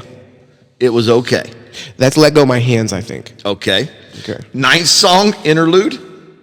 That song was awesome. That song was good. I like the flow of the song. Yeah. That's really all I got to say about the song. I really like the song. You're not really going into these songs as much as I thought you would. Climb Back.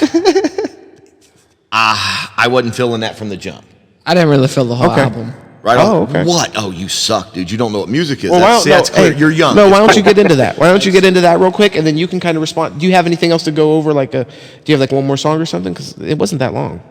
Yeah, I got literally the 11th song. The words were okay, but the flow, What's the the flow 11th wasn't song? for me. The 12th song was Hunger on Hillside. Yeah, That was the song. that's the song you love. That ended up being the song. Yeah, that touched you. Yeah. Yeah. Money What might was that fade, but respect don't. Hey, Respect. I'm not going to say it. We'll get into that in a little bit. Please. Okay, all and right, don't say that all right. even later. All right. All right. So, I don't speak the language of a coward. hold some of these, okay? What? No, because You some, wanted it, well, no, now you because some don't. of these you can respond to our man over here, and then Okay. also I want to involve Kevo on the phone, and we can make it a discussion, and you can make some of these points which are Okay. valid. So I mean, yeah, go ahead. Go ahead and take it away. I just never got with the beats. Like, for what he was saying, like, the beat needed to be different. Yeah. Like, you're hitting facts and everything, but you don't have the right beat behind it. Like, Yeah. You're saying the beat was trash. yeah, I couldn't feel the music. I walk through the flames like Teflon. Are you? Come on. The words are fire. What else does he have to say? The words are fire. Oh, boy, that's funny. The words are fire. The but man's there's literally no saying beat. he is the Teflon Don. Yeah, Give but me a what break. about that he beat went for it. behind Okay. it? All right. Hey. The beat behind the words. Okay. Yeah, just lost you. Okay, Yeah. that's fair. Hey, that's your opinion. I'm too caught up on trying to get along with the beat. Suck up the listen pain to and stay words. strong. Was there? I feel it every day. It's just one song. I live it. Was It's there? just one song. I gave you fucking 12 songs. All right, hey, is there any songs that you liked? I don't really remember all their names and can't put them all together, so I'll say no. Wow. You Stick to disrespected it basketball, that bro. bad. Stick to basketball. It's so funny because he's a rapper. Stick to basketball now. All right, so yeah, you're saying basically scoring 4 points, 2 rebounds, and 2 assists is better than Keep it going. That's wild. Okay, so from my perspective, I'll say I really like the album. Actually, I'm not a huge J.Cole fan as far as some people are.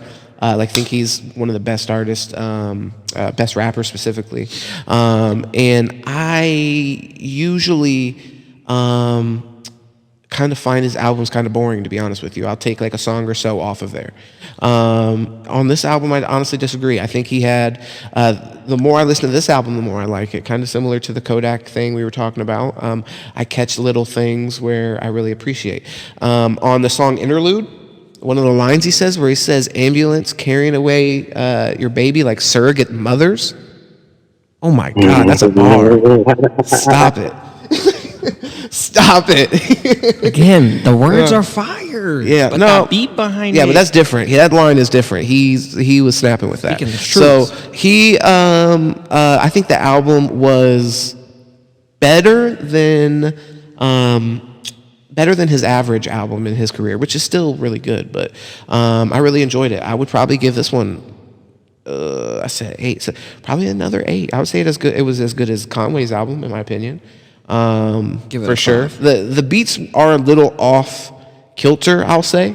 You know, they seem like they're a little experimental. One thing, this is he has this is one of the albums of his with the most guest producers. Usually he produces a lot on his albums and does a lot of in-house producing and stuff. So he had a lot of guest producers, and I think that showed. It was really diverse and interesting. It kind of reminded me of a less crazy version of Danny Brown's album that came out a couple years, which I don't remember. But either way, I want to get Kevo in here. I don't want to spend too much time on my opinion on it. I did really like it. For J.Cole, I think it was better than, like I said, most of his albums. Perfect 10. In my opinion. Thank you, J.Cole. Perfect 10. He snapped. Oh 5. my God, this guy is wild. 5. I appreciate the introduction into some good hip hop right now. Oh no, but he might not be listening right now, but he should be, and you need to get hired by him. Hey, what? Thank you for the introduction into hip hop, sir. I appreciate it. Yeah. Mainstream hip hop, here I come. Yeah, no, hey, it was. There you go. Well, here, hey, Kevo, let's get your opinion. God, yeah, let's hear what Kevo had to say, though. Seriously. All right. So one thing I was waiting for, honestly, I didn't hear it. I thought one of you guys were going to say it. Yeah. It has to be official from the time that you hear Cameron on the beginning of your joint, and you're not even a member. Yeah, you're not even from Harlem. Yeah, no, he snapped. Yeah, hey, and I thought Cameron was from Carolina. What? Yeah, no, you know what I'm saying? True. For the time you get that love, you already know it's a stamp on it. No, 100%. And honestly, when I listened to it, I was like, it's official, and there's no way Cameron would promote friggery. You know what I'm saying? So no, he put this stamp on it. He definitely put the stamp on it. He said it was official. I listened. It was official. He didn't lie to me. I mean, if I heard a garbage album and I heard Nas at the beginning of the interlude, I'd be pretty hurt. Honestly, I'd be like, what is he condoning right now? But no, most definitely, it's a good album, solid from the beginning to the end, in my opinion. Hey, if anybody's out there that wants to hear us talk about Cameron versus Nas, because he just put them in the same conversation, that would be interesting to listen to that. In my opinion, I would like to have that conversation, but I don't want to get too off topic. Okay, so was there any songs for you that jumped out specifically? One thing I do like with it is I feel like, I didn't want to mention it, but the NBA YoungBoy thing. A lot of people feel like the reason why that didn't go down is because he didn't want to feel challenged by J.Cole. And I feel like you step on that track with J.Cole, then you got to do your best. Yeah. Otherwise, you look like a fool out there. And so I feel like you see some of your better 21 Savage on there. He even put Murray on there. Honestly, I thought that was a good look for the Carolinas. I was like, damn, this guy's pretty new, and he put Murray on there. What song? But that was nice. There was a song, I can't remember the one exactly, but they got like a guy like yelling in the background and stuff. It had like kind of like a P.D. Pablo vibe to it, which I thought was cool. That was Lil Jon. Oh, yeah?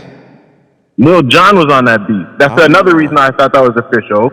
Okay. And then, so I'm going to tell you one thing that I did wish that did happen. Yeah. Minor. It wouldn't have been a big change, but honestly, I felt like it would have reached out to more people. Sure. All right, so he did the song with Lil Baby. I think it was called Pride of Kill Me or something like that. I forget what it's called. Pride is the Devil, something. But that track right there, he was doing the singing on that, and then he turned back around and had Lil Baby in there. I mean, I see a lot of things on TV where Lil Baby and Lil Durk be kicking. Yeah. I'm just like, Durk would have been a perfect person to sing that right there. Not that he was bad, but, Durk got a lot do in him, so that would have been a perfect for that. Yeah, no, for sure. That's a good call. That's a good call out. Yeah, no, great album. Yeah, okay, cool. Would you mind giving it like kind of like a number 1 out of 10, just because we do that, so anybody that's watching, they can get an idea between the 4 of us or 3 of us, kind of like who liked it more, comparatively speaking. All right, I'm gonna be real. I listened to it a good 1 time through, and then a couple tracks that were listened to and over. So I'll say it like this: this number is subject to change, but just so I don't overshoot it, I'm gonna give it a good 7.5 because I think 8 is a very high number when it comes to judging albums. And that. Yeah, high mark for sure. So I think 7.5 is good. I could see that. So okay. Well, here, I wanted to go ahead and get you in on this next topic that we have. Do you have a moment to hang on? Oh, yeah, most definitely. Okay, beautiful. So, we wanted to kind of touch on the situation with the Joe Budden podcast. So, I'll actually kind of fill you in. So, if any of our viewers aren't 100% on it, I'm going to fill them in and all that, give them the backstory. So Joe Budden, the Joe Budden podcast, the JBP network, all that, they recently have broken up. They had their 2 co-hosts, Rory and Mal, stepped away for like 6 weeks.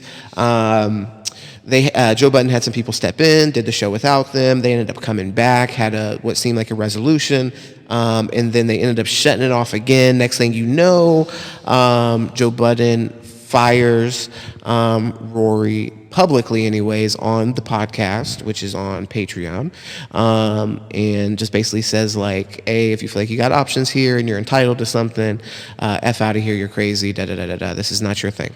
And then Mal and Rory finally replied to that, and they basically said that they just wanted to see some accounting, that Joe Budden was very disrespectful whenever they asked for accounting, and seemed like he was hiding things. Paint a very grim picture of definitely. Like, for example, they say with the accounting, all that they did get after asking for a very long time was just like an email where in the body they wrote in some numbers, kind of thing. And they're like, that's kind of odd because like usually, you know, there's like QuickBooks and stuff, so that kind of was odd to us. But they were basically like, but we didn't think anything about it, whatever. We're friends. It's all groovy. Yeah. So they all like want to take care of each other. Exactly. And that's not how it works in life. And they're saying they overlooked some things because of the friendship, and then they were basically taken advantage of. So you already know DJ Academics 2 been going ham. Tore him up. Oh my God, disrespectful. And he's been going in. They didn't really address him directly because they're kind of like, you know, taking the position of being above that, and just kind of like addressing him indirectly.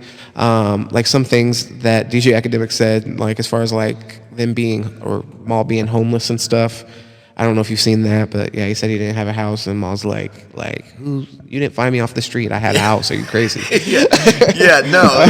Oh my God, dude! It was You know, they paint this just grim picture of him just being this overbearing. This is mine. This is mine. This is mine. Yeah, and of course, unwilling to talk about any financials. Basically, absolutely. Anytime it gets brought up, they say that he's like, just "Why are you even talking about that?" Skirts it. You ain't even. Guys, I hate to be off topic real quick. I just want to shout out Patreon for getting all this content. They're making so much money off. Oh my God, You're laughing sure, right now. For sure, laughing. Yeah, you can barely see a rebuttal by Joe unless you go on there and pay. Yeah, you got to go on there, and he's linked with them somehow. But another thing that they're saying is, well, that Joe was saying was like, I'm not giving them any of the money off of the YouTube. So like, they're cluing them in other ways and saying that you got to go make your own YouTube channel kind of thing, and so on and so forth.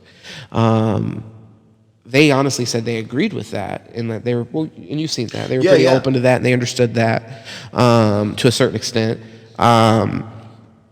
But the whole complaint, honestly, to break it down in the simplest form from them, is that their contracts allegedly from them are based off of percentages because they're profit partners, according to them. They use that terminology. Yes, they don't work for Joe. They don't work for him. They're profit partners. That was very important for them to say. Yes.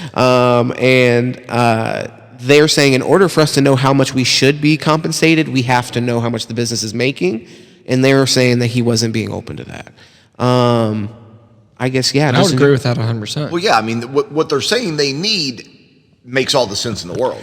Sure, yeah, and not being given that would be frustrating. And again, make no mistake about it, people, we don't know anybody in the Joe Budden camp. We're not. We're not choosing sides. We're actually not on anybody's side. It sucks because I really enjoy the podcast. I really did enjoy the podcast. One thing that you got to question is, in Joe Budden's camp himself, do you not think that he has a lawyer?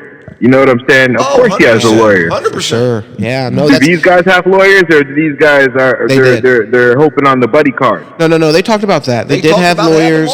Even Rory mentioned having his lawyer reach out and like request certain things, and okay, that's a step. He also said one point that he continued to mention was an accounting agency, I believe. Yes. That he was paying the cost to have them basically. It seemed like audit. Yeah. Right. The business to basically find out how much money they should have been paid. And he was really persistent that, look, if I'm paying for the cost of that, why should it be an issue? Especially if everything's on the up and up kind of thing. And of course, obviously if that is the case, that's a shame because, like I said, really enjoyed the podcast, Great podcast. all this time. Great podcast. But the other thing that we Great people. here's the other thing we got to really take in consideration, guys, is they've been together for 7 years. Well, and so for 7 years, these guys haven't known what they're making. Money changes. Okay. I kind of do got an issue with that, and don't get me wrong, you all know Maul's my guy. Yeah, no, for sure. No, I what he's standing on, is more principles than anything. He's hollering the money don't matter. Well, We've already had that discussion. And he said that Joe Budden told him when he asked, like, hey, what's going on with, actually, no, it wasn't that. It was basically, why can you just tell Rory that he can't come into the podcast? He's like, Joe Budden said, like, the podcast is none of his business. Yeah, and to him, it's like, no, that's not true. Maul takes big issue with that. Yeah. So that is one of the main things that he's like, that was a red flag to me. And right then and there, he said he knew that he wasn't going to be with the podcast anymore. Yeah. I mean, I don't know. Just basically, how do you guys feel about the whole situation? Like I said, it sucks because it was a good podcast, and it sucks because there was obviously friendships involved that are potentially ruined. They live together. Yeah, they openly talk about living together at one point, and that's ruined now. Crazy. Yeah, Kevo, how do you feel, man? Like with the whole situation, what's your opinion on that? I think that shit spiraled out of control, and of course we have extra people on the outside putting in their opinions for the most negative ways. Sir. Like you have like I'm not gonna lie, I love listening to DJ Academics. Is he corny as fuck? But I will listen to him. You know what I'm saying? He's completely one-sided about it. Oh my God. And hurtful. Yeah.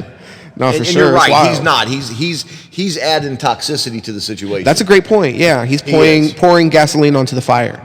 So good. I great agree point with you there, Kevin. And of course, everybody has to hear that. Yeah. Oh no, you're right. Yeah, and also, actually, I guess that's a question. That's an interesting question I'd like to ask you. What kind of responsibility do you think that Joe Budden has in that situation to address that on their behalf with his friend, quote unquote, DJ Academics, right? That's the mutual person between the two of them. So Rory and it's hard to say mutual just for the simple fact, deep down inside, I don't feel like Joe Budden likes DJ Ack. He's the same way I am. He's just like, you're corny as fuck. You're just entertaining. Like I don't think that like they have a friendly relationship or nothing, and that's why honestly DJ Academics wants for them to actually do some shit, because they would make a crazy podcast together. Like, for sure, those two guys arguing all day, who wouldn't want to hear that shit? Yeah, no doubt. But and then you got that person shitting on the two people who you've been working with for, as you say, 7 years. It's not kosher. No, not at all, man. Well, I mean, I just wonder, like, do you think that there's any, because they say that they're in communication as far as Joe Budden and DJ Academics. Do you think there's any responsibility there for him to say, like, look, I obviously have business with these guys. These are my personal friends. Like, you're crossing the line, because they do have a relationship at the very least, even if they're not the best of friends. 100%. Like, even if it's just somebody that you sort of know, you know what I mean? Like, and they're just going wild. I mean, like, because it is like, it's not just like little, you know what I mean? It is like crazy, disrespectful, like, crazy. So would you say that the fact that Joe Budden is not correcting that, would you say it's negligence, or would you say it's almost spite? Just like, I'm going to let him say it. I don't give a fuck. I'm not gonna say that's it. an interesting point. I don't know. I couldn't say. I honestly couldn't say on that. That would be interesting, though, to know. But the only person that I guess would know would be Joe. I don't even... Yeah, I mean, I don't know. I guess negligence, But I don't even know 100% if it is his responsibility or if he has any responsibility to say anything. Maybe. I mean, there is some responsibility, because if I'm feuding with my boys. As a friend. Yeah, I mean. Yeah, oh yeah. All those years. If I'm feuding with you guys right now, and then fucking Rodney down the road, all of a sudden is just like, Big Baby is a bitch. I gotta check that. I'd be like, no. I gotta check that, because honestly, in a way, you don't even know I'm beefing with him. So you're trying to check me right now. You're trying to check my friend. And you're trying to check me like indirectly. Yeah, that's a good point. Yeah. Okay, so yeah, then I mean, to that point, I would say there's some negligence there for sure. For sure. But I don't know. It would be tough for me to apply spite in that situation, but I don't know him, so it's like somebody that knew him might be able to come to that conclusion. But he could be a little irritated from the rumors that he hears. I'm sure he hears some shit going on, talking about, oh, they're about to go on strike again. If they're about to go on strike again, he's hearing that stuff. He's just like, nah, I ain't saving nobody. Get out. And actually, to touch on that before we get off here, that you kind of reminded me. That is another part of this with as far as the actual firing. So not to lose context, because we're getting a little far from the initial firing at this point. We're talking about a lot of the response. With the actual firing, allegedly, they were supposedly, from Joe Budden's perspective, going to go on strike again. So they came back. And then they were going to take and they did 2 shows. They went on vacation. And then supposedly they were going to go on strike again. At that point, in my opinion, I'm going to be honest, I think you do have to part ways. Because at that point, you're holding the show hostage. You know what I mean? It's a little crazy. I understand there's some real personal issues, and like if everything that Maul and Rory said is true, then like some real personal issues. You know, there's going to be truth on both sides. And financial issues. There's truth on both sides. Oh, no doubt. And there's blown up fabrication, blown out of proportion on both sides. You know, there's going to be every story in America and in the world has that. 3 sides of every story kind of thing. Man. Yeah, 100%. And at the end of the day, it's a shame they brought something cool to the podcast world, and it's gone now. It's gone. It's gone. Yeah. Gone forever. Well, hopefully they do something separately and kind of like, do something interesting separately. Maybe. I know initially Joe said that if they did anything, he would sue them, which was wild. Because there's no compete. Yeah. So like overall, like there was definitely some mistakes, but he's since apologized for that. But either way, like you can't put, toothpaste back in the tube. You know what I mean? Like you can't just fly off the handle all the time and then turn around and be like, oh yeah, my bad. Okay. Yeah, that probably was a little out of left field. So at the end of the day, not the best way you could have handled it, not with friends, not to humiliate people. But I do honestly see why the firing had to happen. If I can't count on you to come in and do the show and all kinds of people eat off of this, then we have to move on. You can't tear everything down with you kind of thing. So hopefully they go and do their own thing. That's cool, separately or together. Kevo, did you have anything else to add to this? Yeah, I wonder. Yeah. One thing I've been thinking about since they got fired is, you said they can go do their own thing. I wonder if they'll get looked at like problem child, like redheaded stepchild. You never know how the viewers view them after, maybe they hear the rumors too. Like, oh, you kind of go on another strike again? Like, did you not understand that we didn't have a problem with the shooing? Like, that could do something to your viewers. Well, that's a question that's interesting to me. Sure. I would watch them, but I guess I would be a little hesitant and think that maybe, maybe if you were doing business with them, you would worry about some of what Joe said, and he basically said they were lazy, so that's concerning. But I don't know about that. I'll be interested to see that. I'm with you on that. I'll be interested to see. I mean, do you think people look at Joe as a problem child? Because he's obviously exited on some wild terms. Of course. Yeah, but then at the end of the day, when there's business to be had, sometimes it's worth the money you could make to deal with the problem. Could be. We've seen that in professional sports many times. Yeah, I agree with that. 100%. But here, Kevo, we got to actually wrap this up, my brother, and end the podcast. But we're going to end it with you, man. We appreciate you hopping on here with us, and we hope to actually have you on the couch sometime soon. We're going to try to do this like every Sunday. So as much as you want to be a part of it, baby, we want to have you here, man. You're awesome, and like I said, thank you for making the time. For real, we appreciate it. Thanks again, man, for watching our live streaming, man. Enjoyed your thoughts. Saw you on there. Oh man. yeah, appreciate it, man. Don't forget to subscribe to the Vulgar Assassin. He's he's doing a brand change, man. He's no longer J-Train. It's Vulgar Assassin. You be good, man. This is J-Train. Yeah.